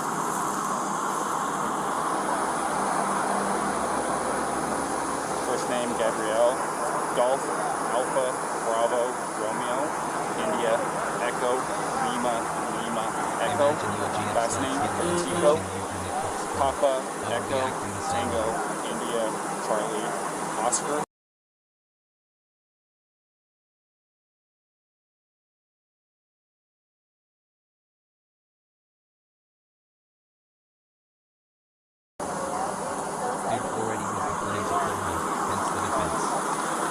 It's going to be Florida.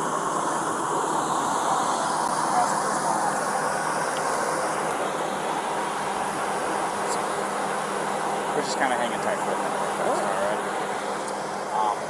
right. Yeah. The cops aren't wannabe soldiers. I mean, they are, but like, the reason why he's coding it is so that people can understand it. That's just normal convention.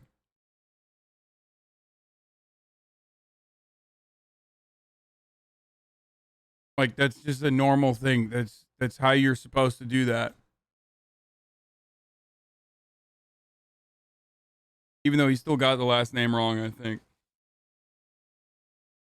As high. Just so you know in the future. I mean, they do love LARPing as cops. I mean, cops do love LARPing as cops. They do love LARPing as, like, military Holy for shit, sure, it's but... been 11 months. Stop, I'm a cry. But in this instance, it's good RP. It's not fail RP.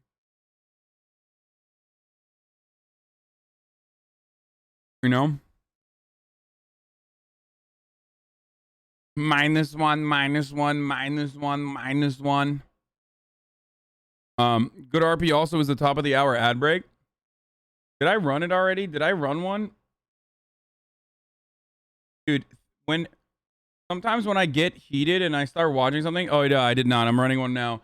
Sometimes when I get fucking really into something and I totally just miss, like I don't keep track of time. 11 months pop. And it just like fucking pops off. No, I haven't run it yet because it's top of the hour and I'm gonna run it now.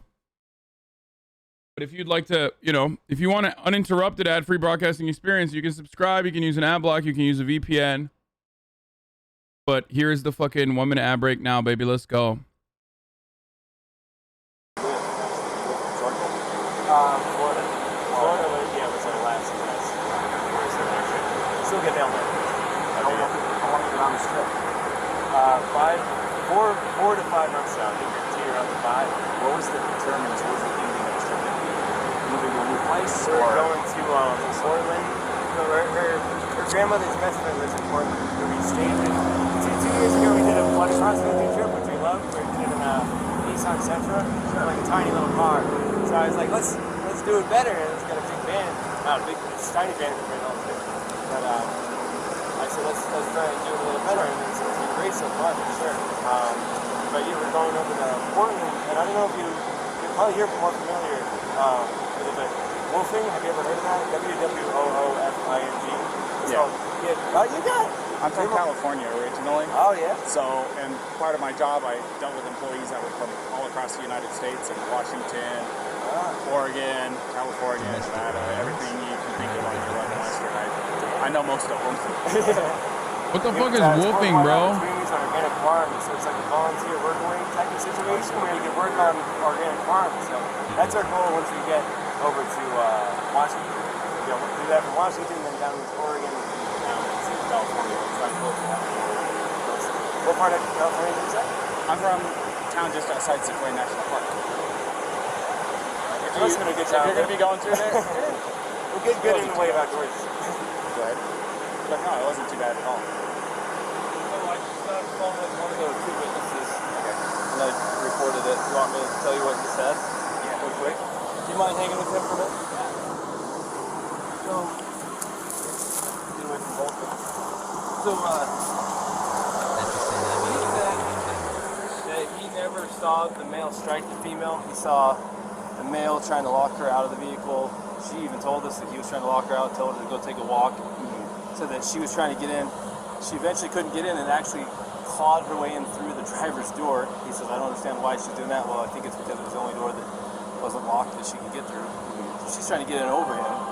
He's trying to disengage from her. I guess he hung her backpack on the back probably so she'd have her shit so that he didn't have to engage with her.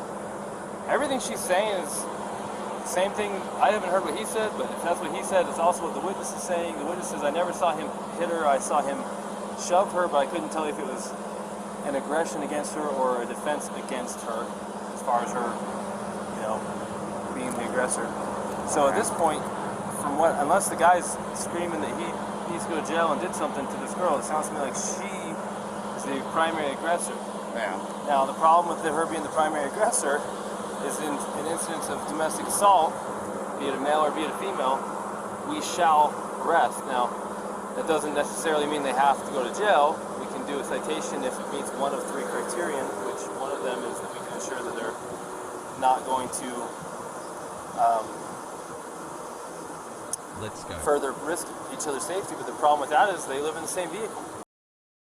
Cap. I know you guys are saying, like, I know we're running with the he's the abuser narrative in this situation. And in a lot of instances, that is the case. But, like, even the victim and even her fucking testimony is, like, 100% in line with his testimony. And it feels like he was trying to de-escalate in the situation. Now, we don't know, but in this situation, at least, like, in this situation, it does feel like he was the aggressor and that he was trying to de-escalate. That doesn't change my opinion overall,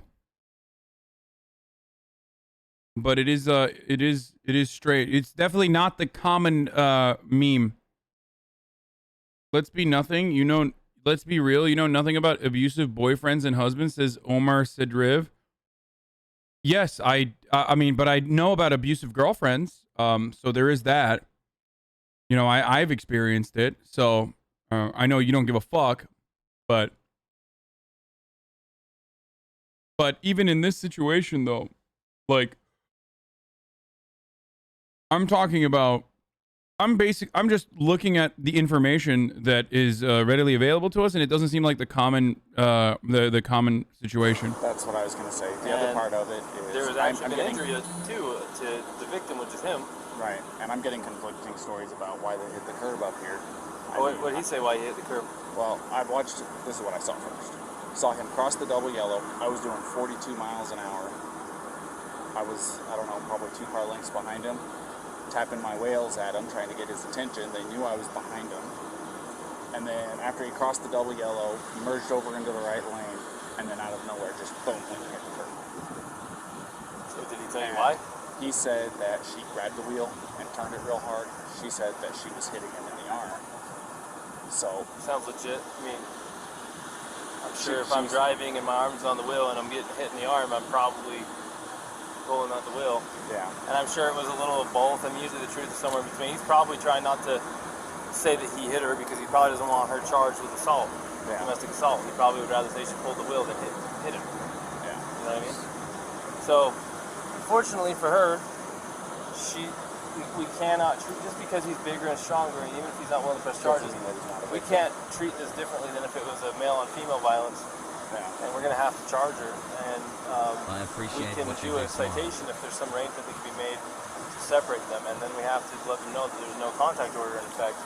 Yeah. And we have to let him know the only way to drop it is to go into the police department during business hours and fill out a waiver, which, by the way, what's It's today? too late Thursday? today. So it won't be till tomorrow. And they're only there till noon, I think. Yeah. Which I'm sure he's going to want to drop it. Well, the other part of it is they said that they've been on 4 or 5 months that they've been living out of this van together. Well, this is really bad news, so let's talk to him first. This is Brian? Yeah. Did you ask him yet to take pictures of him? Yeah? No, I haven't done any of that yet. Brian, unfortunately in the state of Utah, we don't have discretion on some things. Like, for example, if I pull you over for speeding and I want to give you a warning, I can do that because it's under Class A, it's a Class B or under. If I want to... Someone said hi. Is this a thin blue line streamer? Wait, I have to look this up. I have to see if this is a meme, because if it is a meme, it's really funny. What's the username? I missed it.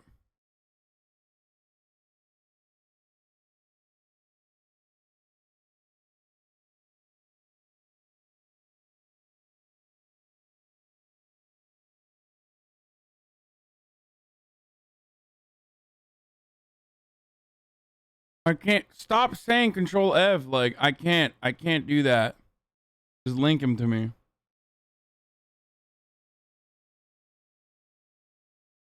Oh, you fucking asshole.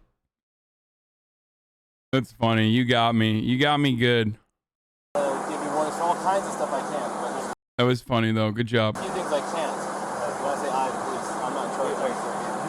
One of the things that the state legislature doesn't give us discretion on is charges when it comes to a domestic assault. And it sounds like you guys are living together, so you meet the statute for domestic partners. And you do have injury, and both an independent witness, probably the next one we're going to talk to as well, which we haven't talked to yet, but the one we did talk to, and your own companion have made it clear that she was the primary aggressor and that she was striking you and that you just received injuries. You haven't admitted to striking her. She has not admitted to you striking her. The witness did not see you strike her. So at this point, you're the victim of a domestic assault. That even if you didn't want to pursue this, we don't have a choice. The best thing we can do to not, the law says we have to charge her. It doesn't say we have to put her in jail. Okay, but it also says we have to separate through a no contact order, and we have to put her in jail if we cannot separate. And the little problem here is you guys are out of Florida living in the van together. How are we supposed to separate you guys? Now I don't want to take this small 20, what is she? 22-year-old blonde hair, blue eyed that you could definitely defend yourself against, but at the same time, we can't say because you're a male and she's a female, we can't treat this different than if you were the male hitting her. Or we got treated the same. That's right, brother. Least sexist cop in all the state. My man said equality, dude. So she's kind of in a tough spot. So unless you have an idea about how she could not go to jail and be separated, do you have friends in town? Somewhere she could stay? Tomorrow, if you want to, it's up to you. You can go to jail. You can't because we don't have a charge for you. Now tomorrow, if you wanted to be with her again tomorrow, Take your break in. if you want to be with her again tomorrow, because it's after 5, so office is closed, so you can go to the police department, fill out a waiver to drop the no contact order so you guys can still be together, which is going to have a court date online in a week or two. She's gonna have I don't get it. Like, is he saying we'll take her ass to jail for you, brother? Like, what the fuck are they saying?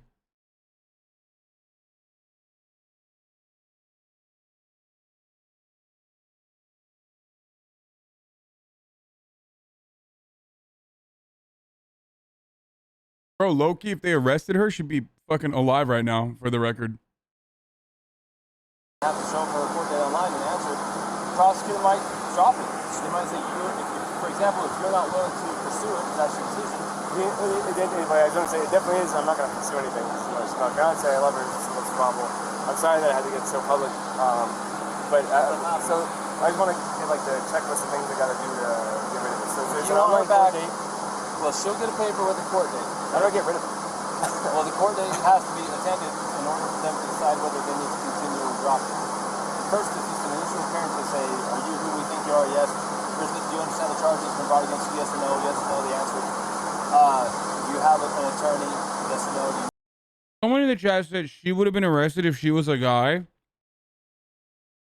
And you're literally incorrect. Most notably, one of the major problems with domestic disputes in a lot of instances is when cops come in and they fucking, because they're all hogs. Like, most notably, cops will come in and arrest a woman from time to time in domestic dispute cases where the woman is actually the victim. So, you're literally wrong about that.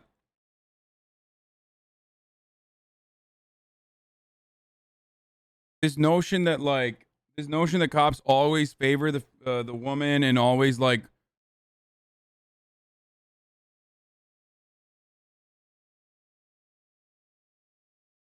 oh my god, everyone, I have fucking MRA Andes, dude. It literally happens, bro. Oh my Jesus Christ, dude. Every fucking MRA Andy running up right now in the chat, losing their fucking minds.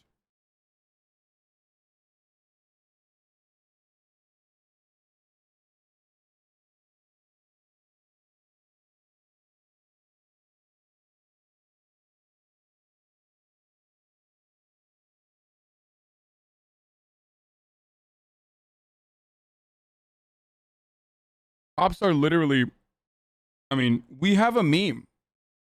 It's not even a meme, you know. 40% of cops. Like, what do you think that is? Yeah, cops solve 40% of domestic violence cases. Look up 40% cops to find out more. Not all that wild for them to accidentally end up siding with the fucking domestic abuser. Wait, cops are at his house right now? What?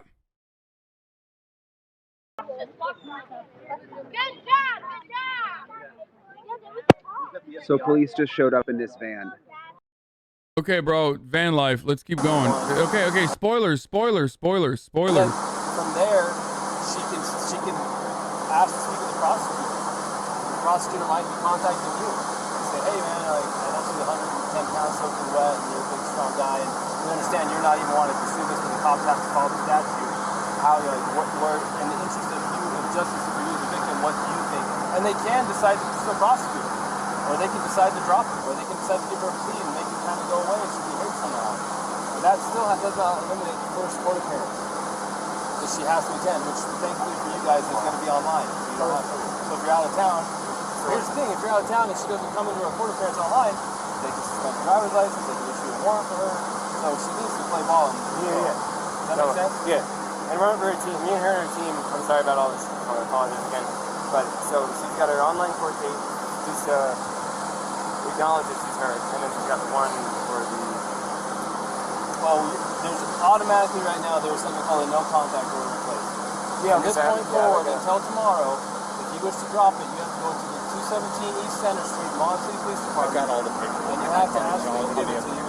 You want to fill out a waiver that you're requesting a waiving of the contact order, no contact order. No contact order means she cannot come into contact with you, she cannot talk to you, she cannot text you, she cannot go onto any premises you're occupying, she cannot go to your vehicle. And until you drop that, or until a court date, if you don't drop it, it's in effect until midnight on the day of court. And then that gives you time to get protection, protective order, a long-term one if you feel like you need one. But it sounds like you don't even want this one. So tomorrow, they open at 8, you can go into the police department, you can fill out the waiver, they can remove it, then you can say, hey babe, where you at? Let me pick you up. And you can pick her up. Now, we're hoping not to put her in jail, but if she doesn't have somewhere to go tonight, it'd be she's separate from you, then where are we supposed to? I can't talk to her now because it's separation, right? So tell me this: do you guys have enough money for like a hotel room or anything like that? Because what we could do is we'd cite her for this, and then I'd give her a ride over to whatever hotel you guys is choosing. Pick up her tomorrow if you want to know what. On your way to go. Cops be like, we're putting you in timeout, dude. Pick her up. You stop over there at the PD, sign the paperwork that they're requesting, and then you can go pick her up quite literally within minutes. Unless you know someone else in town that's a friend that you can stay with. Yeah. You know, unfortunately not. I don't, and I guess that. Man, I sure hate to. I don't want her to go to jail.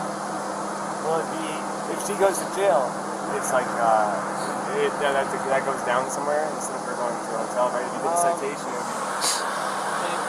kind of depends. So if she goes to jail, they're gonna book her. They'll take her fingerprints. Yeah. Go on her criminal history, and then if they don't convict her, then it will just show that it was dismissed. It'll show up in her criminal history, but the charge was dismissed. If she was found guilty, it'll show up that she was guilty of domestic assault. But the charge itself will show up on her criminal. Dude, suck my fucking cock, okay? Seriously. You're so fucking annoying. Absolutely no one cares, okay? You dumb, idiotic, zoomer-brained, fucking 10-second attention span dipshit. I'm interested, okay? I'm fucking interested. Shut the fuck up. Go fucking eat your boogers elsewhere in someone else's fucking chat. Until she gets the response. Now, even if we give her a ticket, we're still gonna take a fingerprint and it's still gonna show up. Either way, it's still gonna show up. There's no way around a Class A. Or is this Class B? This is Class B. But they do require a fingerprint on it. Yeah. Okay, so the other part is if you contact her or she contacts you, she could be charged with a Class A. Well, I'm sorry, dude. You haven't slammed the fart yet, dude. XQC streams too late for me, dude. Like, bro, why are you talking like that? You're from fucking Idaho. I don't know, dude. I talk like this now, dude. His stream's way too late for me, dude. Mommy won't let me stay up like this, dude. Ajana saying you a fashion icon. Which is a little bit different, but it doesn't constitute. if you were to contact her and she responds to you, then she could get a new charge for violating the contact. No contact order doesn't restrict you, it restricts her. So if you go talk to her and we find out and you're not in trouble, she'll be in trouble. So you're interested. Does that all make sense? No, I'm getting it all. It's a lot, really quickly. No, I'm getting it all. I'm just trying to figure out a way. Okay, I gotta say something here. But from what I've seen in domestic disputes, and literally talking to cops about this sort of stuff, the one thing that I have to admit here is that they are 1,000% more careful, more cordial, and nicer to this dude who they suspect is a victim of domestic violence by his girlfriend than I've ever fucking heard from other victims of domestic violence and their experiences with fucking cops. Like, they are literally like, well, you know, you can like sign a fucking, you know, no contact warrant. Don't stay on camera. They have body cameras on. That doesn't mean anything. Bro, I've literally... Like, thanks for the content. I've had conversations with cops about like legit death threats, right? Like with you know, notable figures, stuff like that. I go in with like all this information and they fucking laugh it off, and they will literally tell me like, yeah, dude, we do this with like domestic violence disputes too. Like if you fucking, you know, if you get if you get a fucking restraining order, it doesn't really mean much. Like, it doesn't, people oftentimes like inappropriately think that like a restraining order is actually, you know, like a protective barrier. It's not. Like, they're very fucking, they don't give a shit. They're like, yeah, get a gun. Meanwhile, this dude is like nice as fuck. You don't know anyone in town? You guys been around long? No, I don't know anyone in town. If you went... I don't think CCAM will take her to see the aggressor. No. There's a women's shelter. I'm curious. You can find out. Say she doesn't have where to go. If you did the citation, she, like, say she drove off she could drive off in this car. We could give you a ride somewhere. It's kind of sus the way he's asking these questions. You want to drive me to Delicate Art? Does she have a good driver's license? This is her license, yeah. So she would do vehicle, yeah, she can. Well, then you'd kind of be homeless for the night. And man, I can't talk to her at all.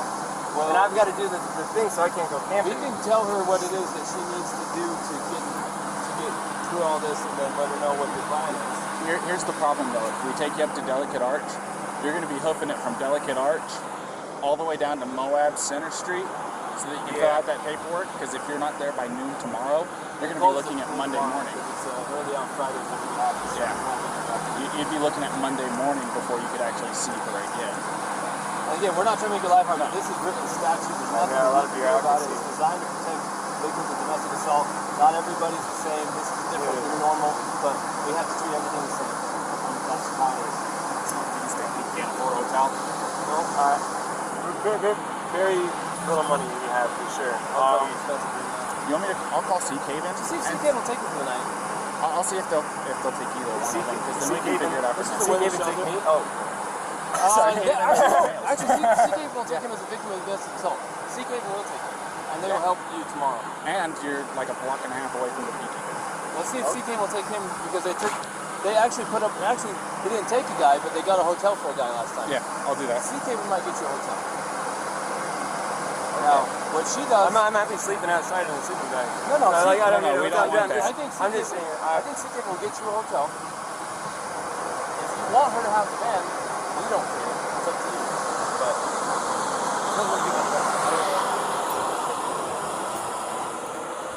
Okay, I want to know more. Like, so, okay. If the table's returned and he was beating on you and you were shoving him, of course we're going to look at it like, oh, of course, he's defending himself away from this guy. So we're kind of looking at it the same way with him. We have to treat both fair, even if he's a bigger male and you're a smaller female.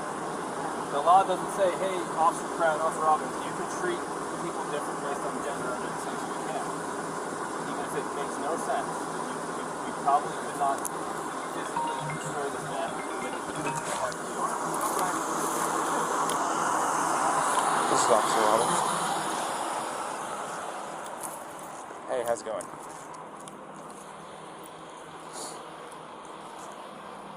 Are you kidding me? Bro, I don't give a fuck about your grocery order, dude. Why didn't they cut that part out? Just in case I'll document that you're saying that's from a wire, not from... It's like, yeah, get some plastic for me. Yeah.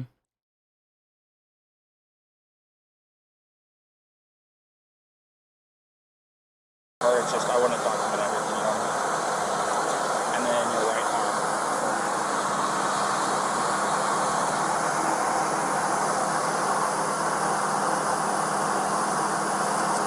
Do you have anything on the other arm, on your back, chest, anything like that? Let me get your neck real quick as well.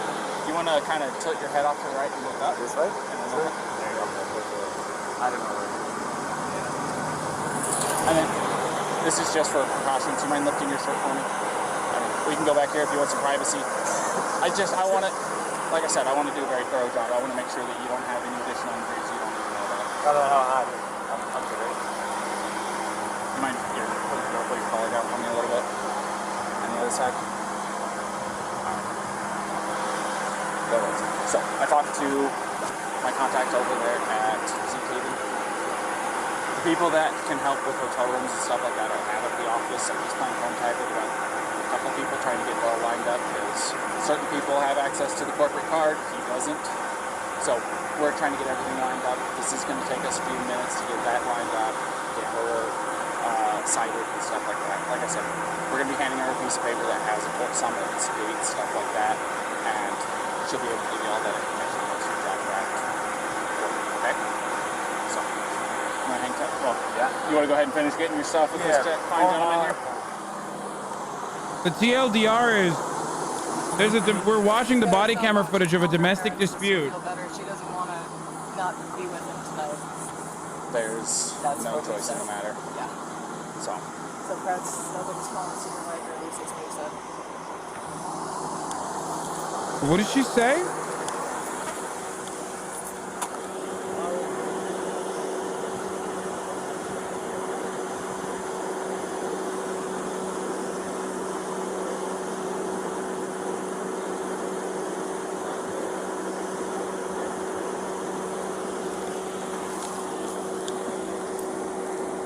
So she wants to be with him, and he's like, nah.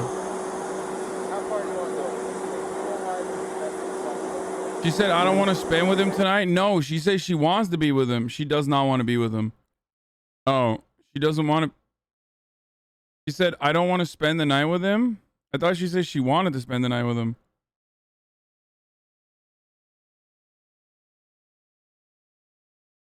No, the cops literally don't let them spend the night together.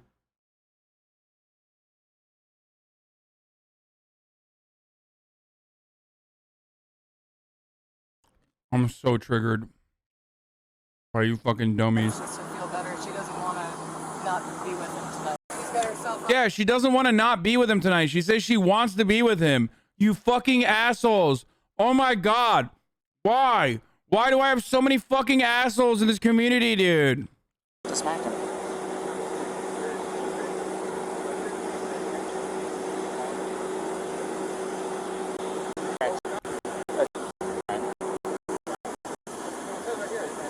What the fuck's he doing?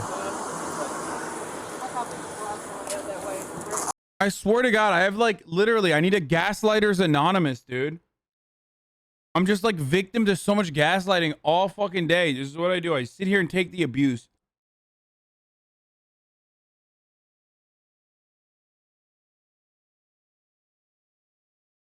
Okay. For those of you who are just tuning in, Gabby Petito has gone missing for a month now, suspected to be dead. Gabby Petito is a van life girl who, like, her and her boyfriend, potentially even fiance, we don't know, were camping all around the country and doing van life shit and fucking and filming it. And she went missing, and her boyfriend literally lawyered up before people even knew that she was missing. And this is another this is an instance where, like, right before she goes missing, they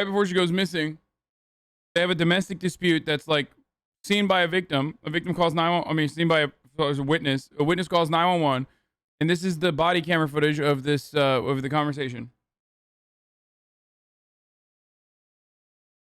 Sorry, she's been missing since 9/11. Sorry. Gabby, this is a very, very important question. How you answer this question is going to determine what happens. Wait, no, she's been missing for a month.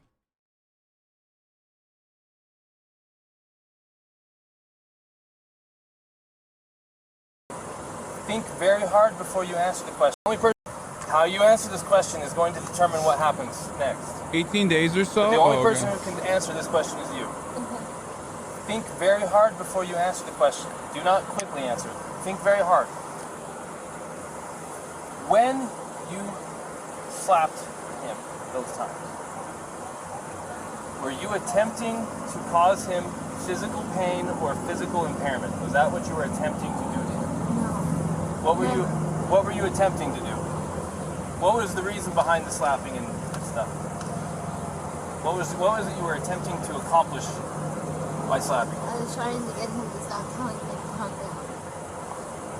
Well, it doesn't sound to me like she attempted to injure him. It's your call. This is 100% your call. I'm sorry. Someone said 0 damage. Dude, you guys are fucked up, dude. Okay. Okay, listen. What happened here is... No, the reason why he's saying, like... The reason why he's asking that question is so that they can figure out, like, whether or not she needs to be arrested or not. That's what it is. He, like, literally fucking... He guided her to give the right answer. So the cop is actually literally, you know, leading her to give the right answer here so that, like, she's not charged with domestic dispute. So I don't know why the fuck you guys are, like, getting mad at the situation. I'll let you get back to your parents, okay? Oh my God, over the top sensitive fucking simp Andes is so ridiculous. They're like, oh no, he was actually gaslighting her. What do you mean he was gaslighting her? He literally was like fucking being like, the way you answer this question is very important. Were you attempting to assault him and hurt him? The fuck more do you want him to do? Like, I mean, I probably hate cops more than you do, but goddamn, like, he's just fucking, he's being nice there, you fucking simps. Jesus Christ. Like, I have nothing in between. I either have, like, diehard MRAs who are like, all women deserve to be murdered, or I have, like, fucking all women are queens and nothing in between. And if a woman has ever felt bad, if she's crying, that means she's automatically the victim. Like, just be literally just like, in this particular situation, be in the middle a little bit. Like, try to analyze it with the information that you're receiving. I mean, she is literally a victim, but not in this circumstance. It doesn't seem like.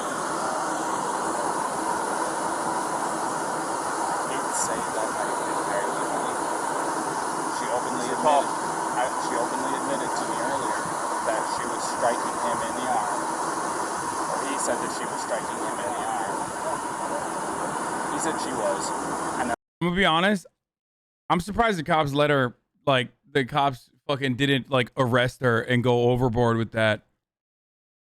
I would have expected them to be like, yeah, this woman, like, this fucking bitch, like, that sort of thing. You know what I mean? 14 months, let's go.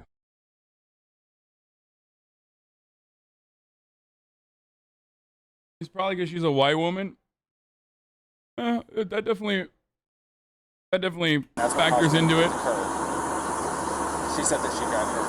I might have these two mixed up, probably. No, she said that too, that she started distracting him by hitting him, and then he probably looked at her, and that's why the mark found the window side. And she said it was her fault because she was distracting him by hitting him.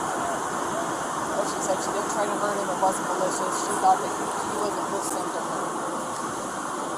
So assault is an attempt with unlawful force or violence to do bodily injury to another. The code for bodily injury, the definition says, bodily injury is infliction of pain or physical impairment or illness. So you can go. Now I'm recording, and society and the judges and everyone can judge me for this. I am looking at a 110-pound female. Uh-oh. Okay, well, motherfucker, you didn't know, but like 3 million people or some shit have watched this video so far. And her fiance, who have no means to be separated, he doesn't want to pursue it. She's not a threat to him, more than slight abrasions from her fingernails. I don't care if we use the actual letter of the law to not charge, but I also don't care because it literally does possibly make perfect sense to go full-on domestic assault and do the whole thing. This is your opportunity to make the decision. Let's.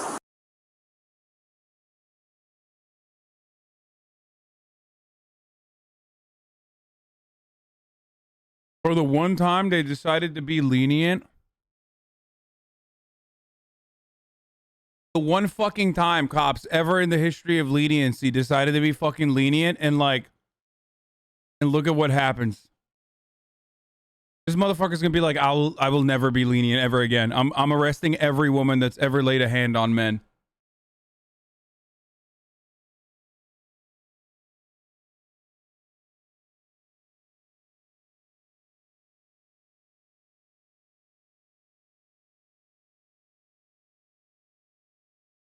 Why does the audio keep going out?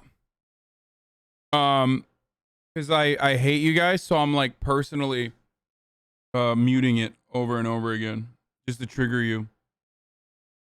No, bro, they're like looking at controversial, confidential shit.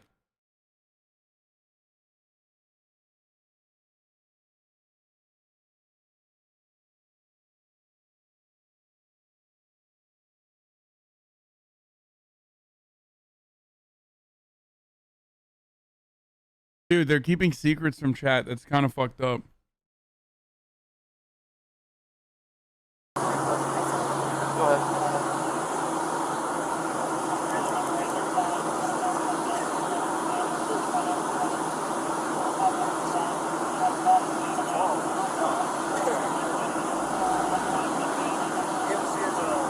I thought you loved your chat. Of course I love my chat, dude. Are you fucking kidding me?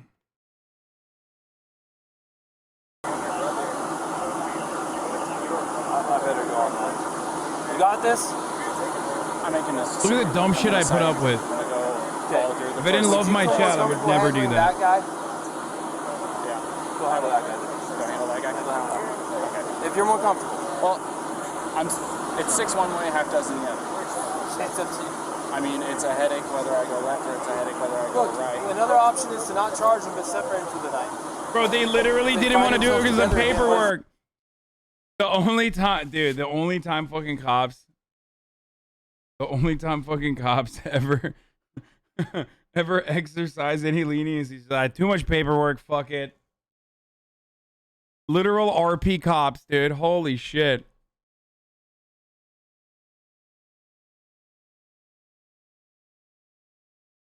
Officer Hasan assaulted chat. Can you have him arrested? He needs jail. Thank you.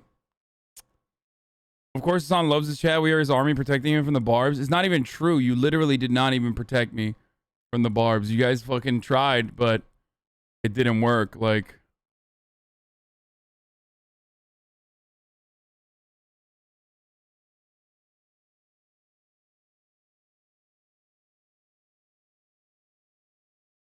you ever imagine chat as a stadium full of people or some shit like that? No.